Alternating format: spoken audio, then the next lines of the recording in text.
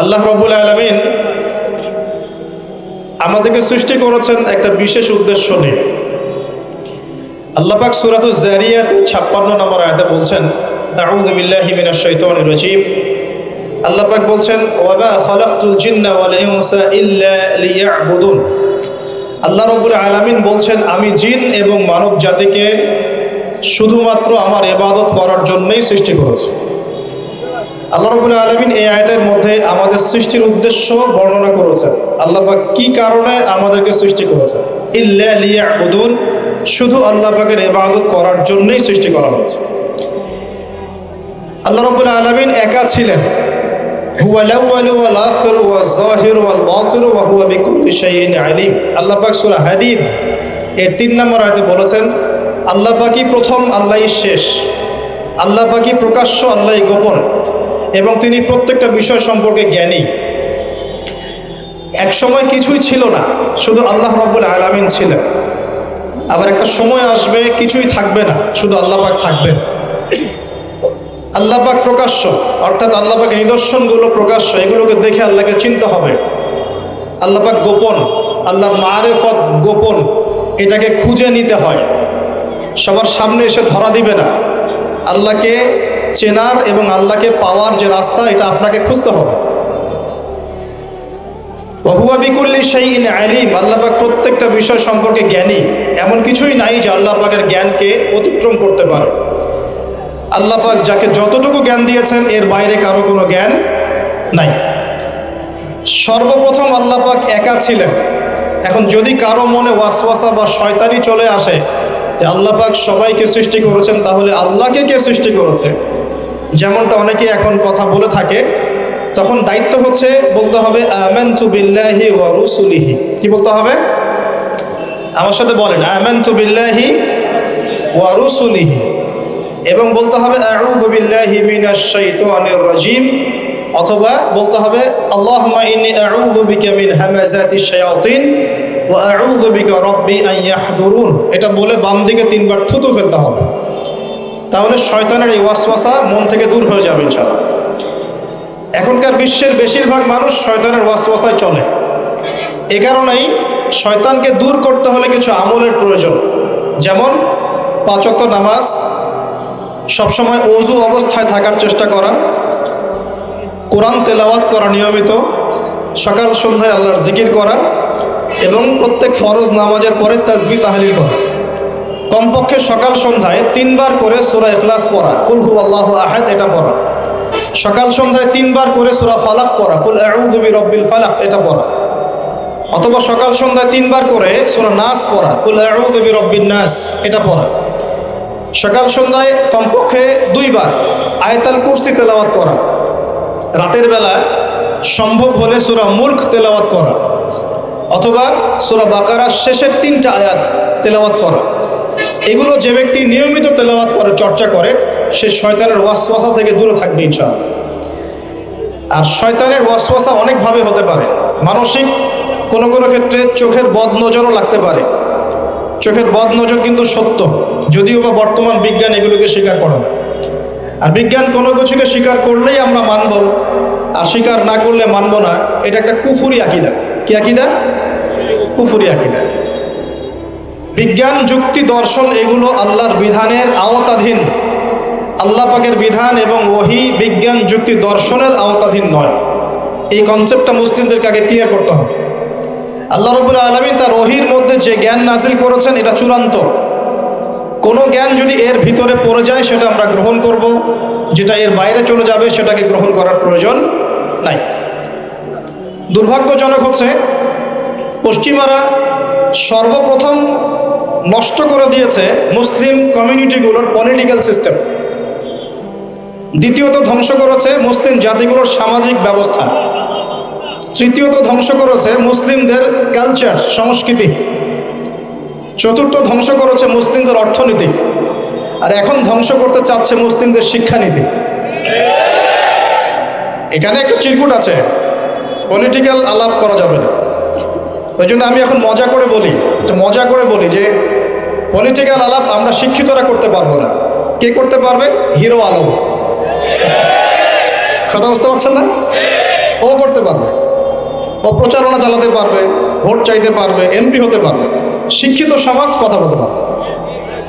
সর্বপ্রথম যে বিষটা দেওয়া হয়েছে পশ্চিমা সভ্যতা থেকে, সেটা হলো মুসলিমদের একটা কমিউনিটি ছিল ইউনাইটেড, এটাকে কেটে টুকরা টুকরা করে বিভক্ত করে ফেলা হয়েছে।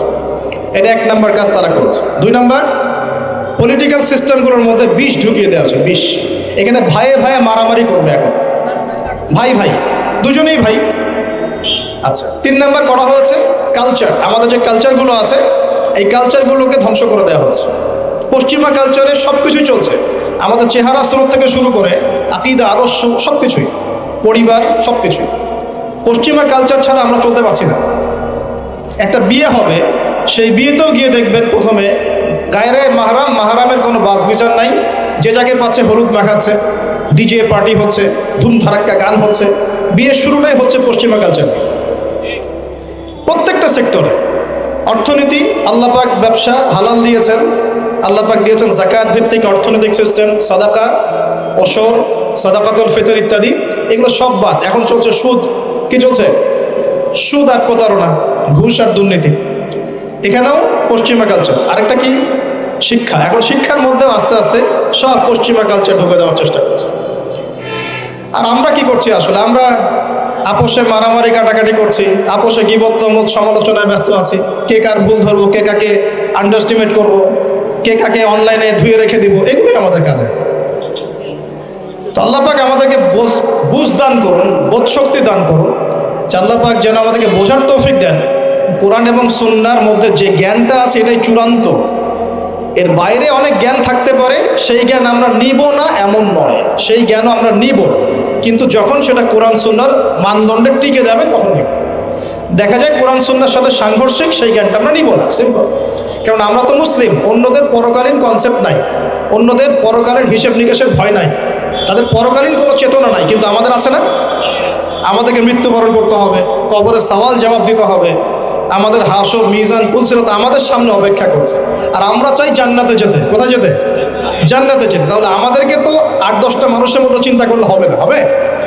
অতএব জীবনের প্রতিটা ক্ষেত্র আল্লাহ পাকের ওহির বিধানে যে চলবে, ইনশাআল্লাহ সে সফল, দুনিয়াতেও সফল, পরকালেও সফল ইনশাআল্লাহ।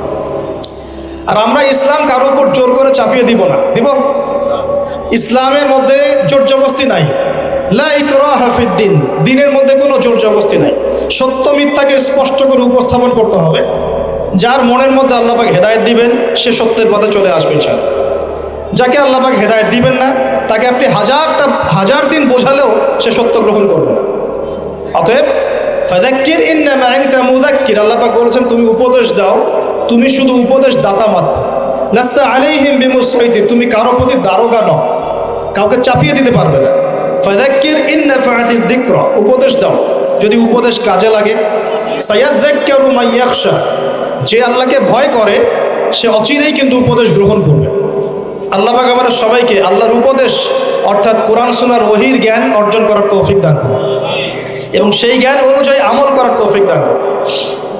আল্লাহ পাক মানুষ সৃষ্টি করে কি করেছেন সেটা জানার আগে আমরা এটা জানবো যে আল্লাহ রাব্বুল আলামিন যখন একা ছিলেন তারপর আল্লাহ পাক কি করেছেন, জানতে ইচ্ছা করে না?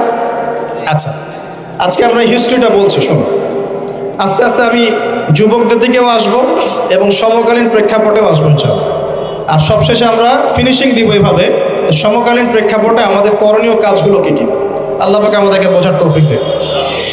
আল্লাহ পাক একা ছিলেন, তারপর আল্লাহ সৃষ্টি করেছেন আরশে আজিম। এই জায়গাটা একটু ফাঁকা করুন প্লিজ। আল্লাহ পাক সৃষ্টি করেছেন কি? আরশে আজিম। আরশ কি জিনিস? যেই আরশের ছায়ায় আল্লাহ পাক কিয়ামতের মাঠে 7 শ্রেণীর মানুষকে ছায়া দিবেন, যেদিন এই ছায়া ছাড়া অন্য কোনো ছায়া থাকবে না। আরশটাকে একটু বুঝি। একটা হাদিসের মধ্যে নবী সাল্লাল্লাহু আলাইহি ওয়াসাল্লাম বলেছেন, নবীর নাম শুনলেই দরুদ পড়বেন, বলবেন সাল্লাল্লাহু আলাইহি ওয়াসাল্লাম। নবীজি বলছেন, দেখো এই পৃথিবী থেকে প্রথম মহাবিশ্বের দূরত্ব হচ্ছে 500 বছরের পথ। কত বছর? 500 বছর। এভাবে দ্বিতীয় মহাকাশ থেকে তৃতীয় মহাকাশ দূরত্ব 500 বছরের পথ। এইভাবে প্রত্যেক আসমানের মধ্যে দূরত্ব হচ্ছে কত বছরের পথ? 500। সপ্তম আসমানের উপরে আছে সিদরাতুল মুনতাহা। কি আছে? এটা একটা কুল গাছ, বড়ই গাছ। নাসা আবিষ্কার করতে পেরেছে? অতএব বিশ্ববাসী বিশ্বাস করবে না। নাসা যদি কালকে বলে হ্যাঁ পাওয়া গেছে সিদরাতুল মুনতাহা, তাহলে বিশ্ববাসী বিশ্বাস করবে। একটা শিরকি দর্শন চলছে, কুফরি দর্শন। ও যখন বলবে হ্যাঁ তখন সবাই বলে হ্যাঁ, যখন তারা বলে না সবাই বলে না। আল্লাহ পাকের ওহীর জ্ঞানের কোনো মূল্য নাই সবার কাছে, ইল্লা মাশাআল্লাহ। সিদরাতুল মুনতাহার উপরে আছে কুরসি। কি আছে? কুরসি। আল্লাহ পাকের কুরসি, যেটা আপনি আয়াতুল কুরসির মধ্যে পড়েন, ওয়াসিআ কুরসিয়ুহুস সামাওয়াতি ওয়াল আরদ, মানে আল্লাহ পাকের কুরসিটা আসমান জমিনকে ঘিরে রেখেছে। আর বলে রাখি যে প্রত্যেক ফরজ নামাজের পর যে আয়াতুল কুরসি পড়ে, জান্নাতে যাওয়ার জন্য তার একটাই বাধা, মৃত্যু। মওত হয়ে গেলে জান্নাতে চলে যাবে। একটা হাদিস আসছে, রাত্রেবেলা ঘুমানোর সময় কেউ যদি আয়াতুল কুরসি পড়ে, সারা রাত আল্লাহর পক্ষ থেকে একজন ফেরেশতা তাকে পাহারা দিবে। এই ফেরেশতা তো দেখা যায় না, দেখা যায়? তো কয়দিন পর যদি বলে যে যা দেখা যায় না তা বিশ্বাস করা যাবে না, আসলে কিন্তু এপিস্টেমোলজি তাদের এটাই, যা দেখে না তা বিশ্বাস করে না। পশ্চিমারা কি ফেরেশতায় বিশ্বাস করে? কেন করে না? এটা তো একটা প্রশ্ন, উত্তরটা আমি বলছি আপনাদের। কারণ তাদের জ্ঞান তত্ত্ব হচ্ছে যা চোখে দেখি না, যা পরীক্ষা নিরীক্ষা পর্যবেক্ষণে আসে না, তার কোনো অস্তিত্ব নাই। এটা ওদের ফিলোসফি অফ এডুকেশন, শিক্ষা দর্শন। এটাকে আমরা ফিলোসফির ভাষায় বলি এপিস্টিমোলজি বা জ্ঞান তত্ত্ব। জ্ঞান তত্ত্ব টিচার যারা আছেন তারা বুঝবেন, তাদের জ্ঞান তত্ত্ব এমন। আর আমাদের জ্ঞান তত্ত্ব উল্টা, টোটালি ডিফারেন্ট। আমরা কি বলি? আমরা বলি ওয়াকুলিল হাক্কু মির রাব্বিকুম, সত্য আল্লাহর পক্ষ থেকে আসে। আমরা বলি যে অদৃশ্যে বিশ্বাস না করা পর্যন্ত কেউ মুমিনই হতে পারবে না। ইমানের কয় পিলার? ইমানের কয় পিলার? 6 পিলার। আমানতু বিল্লাহি, আল্লাহর প্রতি বিশ্বাস করলাম, ওয়া মালাইকাতিহি, তার ফেরেশতাগণের প্রতি, ওয়া কুতুবিহি, আল্লাহ পাকের আসমানি কিতাব সমূহের প্রতি, ওয়া রুসুলিহি, আল্লাহ পাকের রাসূলগণের প্রতি, ওয়াল ইয়াউমিল আখির, পরকালের প্রতি, ওয়াল কদরি খায়রিহি ওয়া শাররি, তাকদীর বা ভাগ্যের ভালো মন্দের প্রতি। এই 6টার একটাও কি চোখে দেখা যায়? আল্লাহকে দেখেছেন? ফেরেশতা দেখেছেন? আমাদের নবীকেও কি দেখেছেন? শুধু কোরআনটা আপনি চোখের সামনে দেখছেন, আর কিচ্ছু আপনি দেখছেন না। পরকাল দেখেছেন? তাকদীর ভাগ্য দেখেছেন? কিচ্ছু দেখি নাই। এই 6টা পিলারে বিশ্বাস না করতে পারলে কেউ মুমিন হতে পারবে না। পারবে?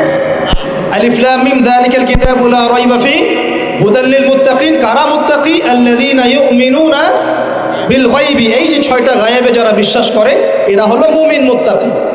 তাহলে আমাদের জ্ঞানের ভিত্তিটা কি? আমরা অদৃশ্যে বিশ্বাস করি। আর ওদের জ্ঞানের ভিত্তি হচ্ছে ওরা চাক্ষুষ যা দেখে তাতে বিশ্বাস করে। এই জায়গাতেই তো পার্থক্য জ্ঞানতাত্ত্বিক। এই কারণেই ওরা ফেরেশতায় বিশ্বাস করে না, আল্লাহয় বিশ্বাস করে না, নবী রাসূলগণে বিশ্বাস করে না। তারা বলছে আল্লাহর সন্তান আছে, নাউযুবিল্লাহ। হ্যাঁ, তারা আসমানি কিতাবে বিশ্বাস করছে না, তার ধর্মের কনসেপ্টে বিশ্বাস করছে না। তারা পরকাল, পুনরুত্থান, হাসর, কিয়ামত, মিজান, পুলসিরাত কিছুই বিশ্বাস করে। বিশ্বাসগত পার্থক্য এখানে। এখন মুমিন মুসলিম হিসাবে আমরা বিশ্বাস করি আল্লাহ পাকের ফেরেশতা আছে না নাই? আছে। এখন এই ফেরেশতারা 8জন ফেরেশতা, বড় বড় 8জন ফেরেশতা, তারা আল্লাহ পাকের আরশটাকে ধরে রেখেছে। কয়জন ফেরেশতা? 8জন। এই 8জন ফেরেশতা আল্লাহর আরশকে টেনে নিয়ে আসবে কিয়ামতের মাঠে। বলেন সুবহানাল্লাহ। আল্লাহ পাকের এমনও ফেরেশতা আছেন যারা একটা ফুৎকার দিবে, জাস্ট একটা ফু, এক ফুৎকারে পুরো মহাবিশ্ব ধ্বংস হয়ে যাবে। এত শক্তিশালী ফেরেশতা আছে আল্লাহ পাকের। আমরা যখন মায়ের গর্ভে ছিলাম, এরকম একজন ফেরেশতাই আল্লাহর পক্ষ থেকে রূহ নিয়ে এসে মায়ের গর্ভে ফুঁকে দিয়েছে এবং আল্লাহর হুকুমে 4টা বিষয় লিখে দিয়েছে। আমরা প্রত্যেকে যখন মায়ের গর্ভে ছিলাম, বয়স ছিল 4 মাস 10 দিন। আমরা তো সব ভুলে গেছি এখন, এগুলো মাত্র 4 মাস 10 দিন। এখন শরীরে শক্তি আছে তো, এই জন্য শৈশব, বাল্যকাল সব ভুলে গেছে। আবার একদিন শরীরে শক্তি থাকবে না, তখন আবার আল্লাহ আল্লাহ করা শুরু করবে। 2 দিন ডায়রিয়া হলেই আল্লাহ আল্লাহ শুরু হয়ে যায়। যখন আমার সুস্থ থাকে আল্লাহর বিরুদ্ধাচারণ করে, আল্লাহ বলতে কেউ নাই। ঠিক আছে? তো ওই ফেরেশতা লিখে দিয়েছেন 4টা জিনিস আল্লাহর পক্ষ থেকে। 1, সেই ব্যক্তির হায়াত কতটুকু হবে। 2, দুনিয়াতে রিজিক পাবে, কি কি রিজিক পাবে। 3 নাম্বার, তার কাজগুলো কি কি হবে, দুনিয়ায় কি কি কাজ করবে সে। আর 4 নাম্বার, তার সৌভাগ্য, সে সৌভাগ্যবান হবে না দুর্ভাগ্যবান হবে, মানে জান্নাতি হবে না জাহান্নামী হবে। এটা লিখে দেওয়া হয়ে গেছে। এখন এরকম 8জন বড় বড় ফেরেশতা আল্লাহর আরশটাকে ধরে রেখেছেন। আর আমরা বলছি কুরসির কথা। এই কুরসি আসমান জমিনকে ঘিরে আছে। আর আয়াতুল কুরসি যে ব্যক্তি তেলাওয়াত করবে, ইনশাআল্লাহ তাআলা আল্লাহর পক্ষ থেকে একজন ফেরেশতা তাকে সারা রাত পাহারা দিবে ইনশাআল্লাহ। এই কুরসির উপরে কি আছে? এই কুরসির উপরে আছে মহাসাগর। কি আছে? অ্যামেজিং না? কখনো শুনেছেন? কুরসির উপরে আছে মহাসাগর। কানা আরশুহু আলাল মা। আল্লাহ পাক সূরা হুদের মধ্যে বলেছেন আল্লাহর আরশটা ছিল পানির উপরে। কিসের উপরে? এই মহাসাগরের গভীরতা নবীজি বলছেন এটা হচ্ছে 500 বছরের পথ। কত বছর? 500 বছর গভীর। আর আমরা যে সাগর দেখি, এই সাগরের নিচে কি আছে? কে বলতে পারবে? এই সাগরের নিচে কি আছে? এই সাগরের নিচে আছে আগুন। কি আছে? আগুন। তো আমাদের মাঠে এই বঙ্গোপসাগরে আগুন লেগে যাবে, মানুষ কি বিশ্বাস করতে পারে? এখন যে সাগরটা দেখছেন পানি ভর্তি মহাসাগর, এখানে আগুন লেগে যাবে, আগুন দিয়ে সাগর জ্বলতে থাকবে। কিয়ামত যদি কেউ চোখে দেখতে চায়, সে যেন সূরা তাকবীর পড়ে। কোন সূরা? সূরা তাকবীর। আমপারায় দেখবেন সূরা তাকবীর আছে। ইদা শামসু কুবিরাত ওয়া ইদা নুজুমু কাদারাত ওয়া ইদা জিবালু সুজিরাত ওয়া ইদা ইশারু উতিলাত ওয়া ইদা উহুশু হুশিরাত ওয়া ইদা বিহারু। এই যে একটা বুঝলাম। তো প্রিয় ভাইরা, সাগর নিয়ে দুটো কথা বলেই দেই। সেটা হলো আল্লাহ পাকের সমস্ত সৃষ্টি আল্লাহ পাকের তাসবিহ পাঠ করে, এমনকি এই সাগরও আল্লাহর তাসবিহ পাঠ করে। এবং প্রতিটা সৃষ্টি পরকালের সাক্ষী হয়ে থাকবে। ওই সাগরের কিনারে দাঁড়িয়ে যারা ন্যাংটা হয়ে নগ্ন হয়ে দাঁড়িয়ে আছে, গোসল করছে, সাগর তাদের বিরুদ্ধে সাক্ষী দিবে। ওখানে দাঁড়িয়ে যারা গাঁজা খাচ্ছে, ফেন্সিডিল খাচ্ছে, ইয়াবা খাচ্ছে, সমকামিতা করছে, গান বাজনা করছে, সাগর ওদের বিরুদ্ধে সাক্ষী দিবে। এই যে আজকে যেখানে বসে আমরা ওয়াজ মাহফিল করেছি, দিনের কথা বলেছি, এই মাটি কালকে আমাদের সাক্ষী দিবে এখানে ভালো কিছু হয়েছে। গোপনে যেখানে জেনা করেছেন পতিতালয়ে, সেই পতিতালয়ের মাটি আপনার বিরুদ্ধে সাক্ষী দিবে। আল্লাহ পাকের প্রত্যেকটা সৃষ্টি আল্লাহর কাছে সাক্ষী প্রদান করবে আমাদের বিরুদ্ধে অথবা পক্ষে। আল্লাহ আমাদেরকে বোঝার তৌফিক দান করবে। সাগর থেকে শেখার অনেক কিছু আছে। সে নীরবে আল্লাহ পাকের হুকুম পালন করে যায়। কখনো কি সে হুকুম পালন করতে থেমে যায়? আসমানের পাখির দিকে হেদায়েত আছে, তারা আল্লাহ পাকের তাসবিহ পাঠ করে। গাছপালা আল্লাহর তাসবিহ পাঠ করে। আসমান, জমিন, চন্দ্র, সূর্য যা আছে আল্লাহ পাকের সমস্ত সৃষ্টি আল্লাহর তাসবিহ পাঠ করে। আল্লাহ পাকের দুইটা নাফরমান সৃষ্টি আছে, একটা হলো মানুষ আর একটা হলো জিন জাতি। এই দুটোই সবচেয়ে নাফরমান সৃষ্টি। ওইদিকে আমি পরে আসছি। সাগর কি শেখায়? বিনয়ী হতে শেখায়। কারণ সে অনেক শক্তিশালী, সে অনেক শক্তিশালী এবং প্রচুর সম্পদে ভরা। এই সাগর এই পুরো এলাকার বা পুরো দেশের কোটি কোটি মানুষের রিজিকের উৎস। এই সাগর, তার ভিতরে আল্লাহর রিজিক আছে, সম্পদ আছে।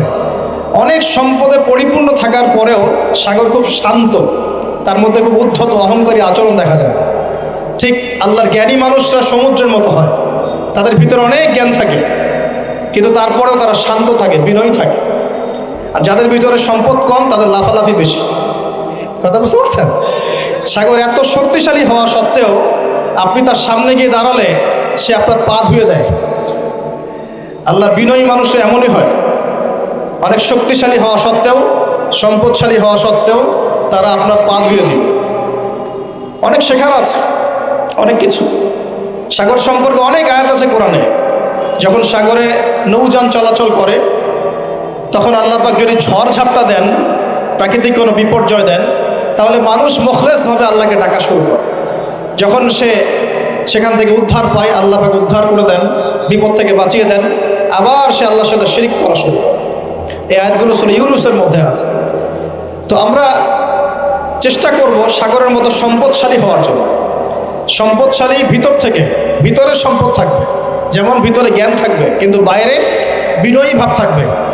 সাগরের মতো পা ধুয়ে দেওয়ার মানসিকতা থাকতে হবে। এবং যখন সে আল্লাহর হুকুমে মানে গর্জন প্রদান করা শুরু করে, তখন কিন্তু সামন পিছন সব ভাসিয়ে নিয়ে চলবে। তাই নর্মালি শান্ত থাকতে হবে, যখন আল্লাহর হুকুম আসবে তখন ঝাঁপিয়েও পড়তে হবে। কথা কি বুঝতে পারছেন? সমুদ্রের মতো অনেক কিছু শেখার আছে। এগুলো শিখতে হলে আগে দৃষ্টিভঙ্গি চেঞ্জ করতে হবে। সাধারণ মানুষের মতো সব দেখলে হবে না, আপনাকে খিদর আলাইহিস সালামের মতো দেখতে হবে। তার মতো মুসা আলাইহিস সালাম বলছেন যে নৌকা ফুটা করলেন কেন? সূরা কাহফ কেউ পড়েছেন? সূরা কাহাফ পড়েছেন তো? নবী মুসা আলাইহিস সালাম বলছেন নৌকা ফুটা করলেন কেন? তিনি বলছেন নৌকা ফুটা না করলে জলদস্যু নিয়ে চলে যেত। মুসা আলাইহিস সালাম বলছেন নিষ্পাপ বাচ্চাকে হত্যা করলেন কেন? খিদর আলাইহিস সালাম বলছেন এই বাচ্চাকে হত্যা না করলে এই বাচ্চা বড় হয়ে বড় কাফের হতো, পিতামাতাকেও কাফের বানাতো।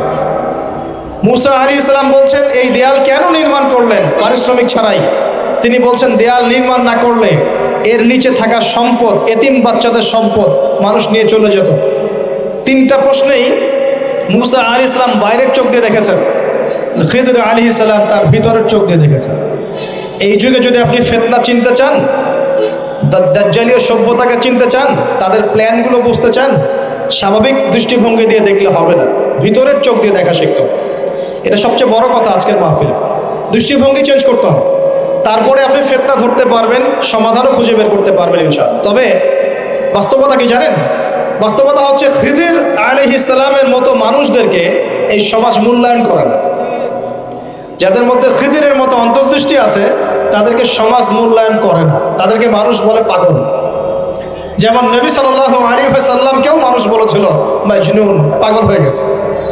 নবী সাল্লাল্লাহু আলাইহি ওয়াসাল্লামকে মানুষ বলছে সাহের, জাদুকর, মাজনুন, ফারিকুল জামাআ, বলছে সাবিঈ, কত কথা বলেছে।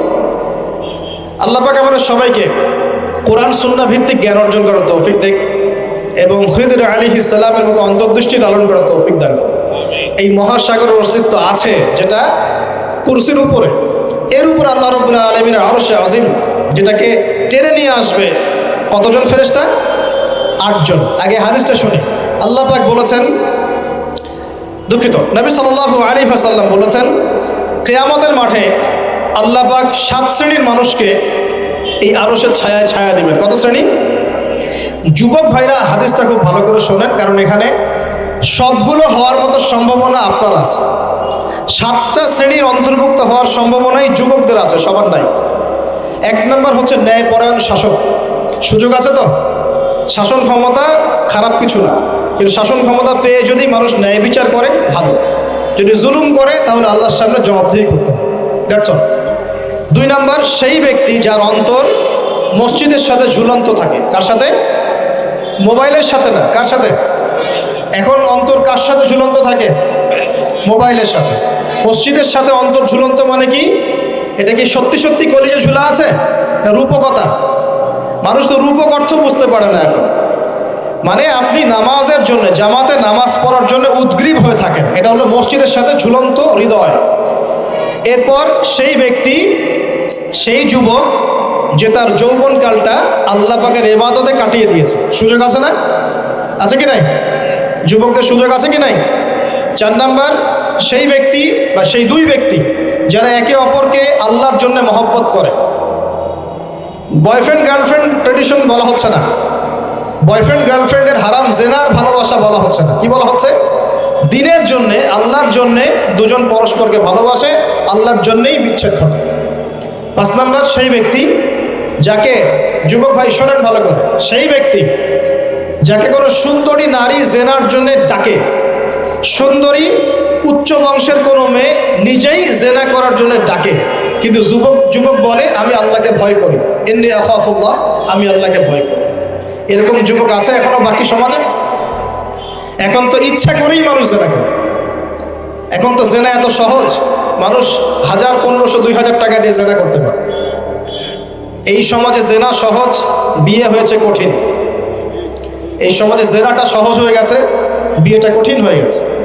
এই জন্য বিয়ের ঝামেলা অনেকে যেতে চায় না। জেনা করেই তো আমি যা উদ্ধার করার করছি। বিয়ে করলে খাওয়াতে হবে, নিজের গায়ে দাঁড়াতে হবে, এই লাগবে সেই লাগবে, সুবহানাল্লাহ। কিন্তু প্রিয় ভাই মনে রাখবেন, যদি আপনি জেনা থেকে বেঁচে থাকতে পারেন, আল্লাহ পাক আপনাকে সাক্ষাৎ মৃত্যুর হাত থেকেও বাঁচাতে পারেন। এটা আমি এমনি এমনি বলি নাই, দলিল দিচ্ছি। জেনা এমন একটা পাপ, যেই পাপ থেকে যদি কোনো যুবক নিজেকে বাঁচাতে পারে, আল্লাহ মউতের হাত থেকেও বাঁচাতে পারবে ইনশাআল্লাহ। কিভাবে? 3 বন্ধু যাচ্ছে রাস্তা দিয়ে, হঠাৎ করে ঝড়, বন্ধু 3 জন ঢুকে গেল গুহার মধ্যে। কিসের মধ্যে? গুহায়, যে পাহাড়ি এলাকায় আপনারা থাকেন যারা, গুহার মধ্যে। হঠাৎ করে পাহাড়ের পাথর দিয়ে গুহার মুখটা বন্ধ হয়ে গেল। এখন খোলার কোনো অপশন নাই। সবাই বলছে এখন 3 জন, এখন তো আমরা বের হতে পারবো না। সবাই সবার নেক আমলের ওসিলা দিয়ে আল্লাহর কাছে দোয়া করো। কিসের ওসিলা দিয়ে? নেক আমলের ওসিলা দিয়ে দোয়া করতে হয়। যে হাদিস, মৃত মানুষকে ওসিলা করে তার জন্যে নজর মানত জবাই করে দোয়া করতে হয় না, নিজের নেক আমলের ওসিলা দিয়ে আল্লাহর কাছে দোয়া করতে হয়। আল্লাহ পাক এখন দোয়া শুনলেন। একজন বলছে, আমি আমার পিতা মাতাকে খুব খেদমত করতাম, তাদেরকে দুধ পান না করে দুধ পান করাতাম না, নিজেও করতাম না, ছেলেদেরকে করাতাম না। আল্লাহ এই কাজটা তোমার ভালো লাগলে আজকে গুহার মুখ থেকে পাথর সরিয়ে দাও। পাথর একটু সরে গেল। পাথর আল্লাহর কথা শোনে কিনা? শোনে না? সবাই আল্লাহর কথা শোনে। আগুন আল্লাহর কথা শোনে কিনা? ইব্রাহিমের জন্য আগুন ঠান্ডা হয়ে যায় নাই? আচ্ছা, তারপরে আরেকজন দোয়া করছে, আল্লাহ আমার এক কর্মচারী ছিল, তার বেতন বাকি ছিল, সে বেতন না নিয়ে চলে গেছে, আমি সেই বেতনটা দিয়ে কিছু গবাদি পশু কিনেছি। আস্তে আস্তে গবাদি পশু বেড়েছে, অনেক দিন পর সে এসেছে টাকা চাওয়ার জন্য। তা আমি বলেছি সবই তোমার, সব নিয়ে চলে যাও। সে বলেছে, আপনি কি ফাইজলামি করতেছেন আমার সাথে? আমার টাকা আমাকে দেন। না, তোমার টাকা দিয়ে আমি এটা কিনেছিলাম, আজকে বংশবৃদ্ধি হয়েছে, সব তোমার, নিয়ে যাও। সে নিয়ে গেল। সে বলছে, আল্লাহ এই কাজ যদি তোমার সন্তুষ্টির জন্য করে থাকি, আজকে আমাকে বাঁচাও। পাথর একটু সরে গেল। এবার তৃতীয় ব্যক্তি, এই ছেলে বলছে, যুবক ছেলে, আল্লাহ আমার একজন চাচাতো বোন ছিল। কে ছিল? এই যে বয়ফ্রেন্ড গার্লফ্রেন্ড, খালাতো বোন, চাচাতো বোন। এখন তো বিচ্ছিরি অবস্থা। এখন এমন একটা অবস্থা, পশ্চিমা সভ্যতার রিপোর্টগুলো পড়ে দেখি, ভাইও বোনের সাথে জেনা করে। ওদের ওখানে নিজের আপন পিতার দ্বারাও মেয়ে সেক্সুয়াল হ্যারাসমেন্টের শিকার হয়। ওরা আমাদেরকে শেখায় এখন ভালো কোনটা মন্দ কোনটা। আর আমরাও আমাদের মাথাটা কবে যে বিক্রি করে দিলাম, ওদের কাছ থেকে ভালো মন্দ শিখতে হচ্ছে। কোরআন সুন্নাহ বাদ দিয়ে ওদের কাছ থেকে ভালো মন্দ শিখতে হচ্ছে। তো চাচাতো বোনকে সে খুব ভালোবাসতো, তাকে সে পেতে চাইতো, মানে তার সাথে সেক্সুয়াল সম্পর্ক করতে চাইতো, সোজা কথা বল। এখন সেই মেয়েকে অনেক প্রস্তাব দেয়, সেই মেয়ে রাজি হয় না। শেষে বলে, যদি আমাকে 1000 বা 100 স্বর্ণ মুদ্রা দিতে পারো, দিনার, তাহলে আমি তোমার সাথে সেক্স করবো, মানে জেনা করবো। নাউজুবিল্লাহ। তো সেই ছেলে অনেক কষ্ট করে এই টাকাগুলো বা এই দিনারগুলো অর্জন করে, কামাই করে, দিন রাত পরিশ্রম করে, ঠিক আপনারা যেমন করছেন না। তো এরপর সে তার স্বর্ণ মুদ্রা দেয়, দিয়ে বলে যে এখন আমাকে আমার কাজ করতে দাও। তখন সেই মেয়ে রাজি হয়। ঠিক যে মুহূর্তে তারা সেক্সুয়াল সম্পর্কটা করবে, ঠিক ওই মুহূর্তেই এই মেয়ে বলে ওঠে, হে আল্লাহর বান্দা, আল্লাহকে ভয় কর। আমি সারা জীবন আমার সতীত্বকে ধরে রেখেছি, কাউকে দেইনি। আমি কারোর সাথে এরকম অন্যায় করি নাই, আমি খারাপ মেয়ে নই। তুমি আমার ইজ্জতটা নষ্ট করো না। কে বলছে কথা? মেয়ে। ওই অবস্থা থেকে কি একটা ছেলের উঠে আসা সম্ভব?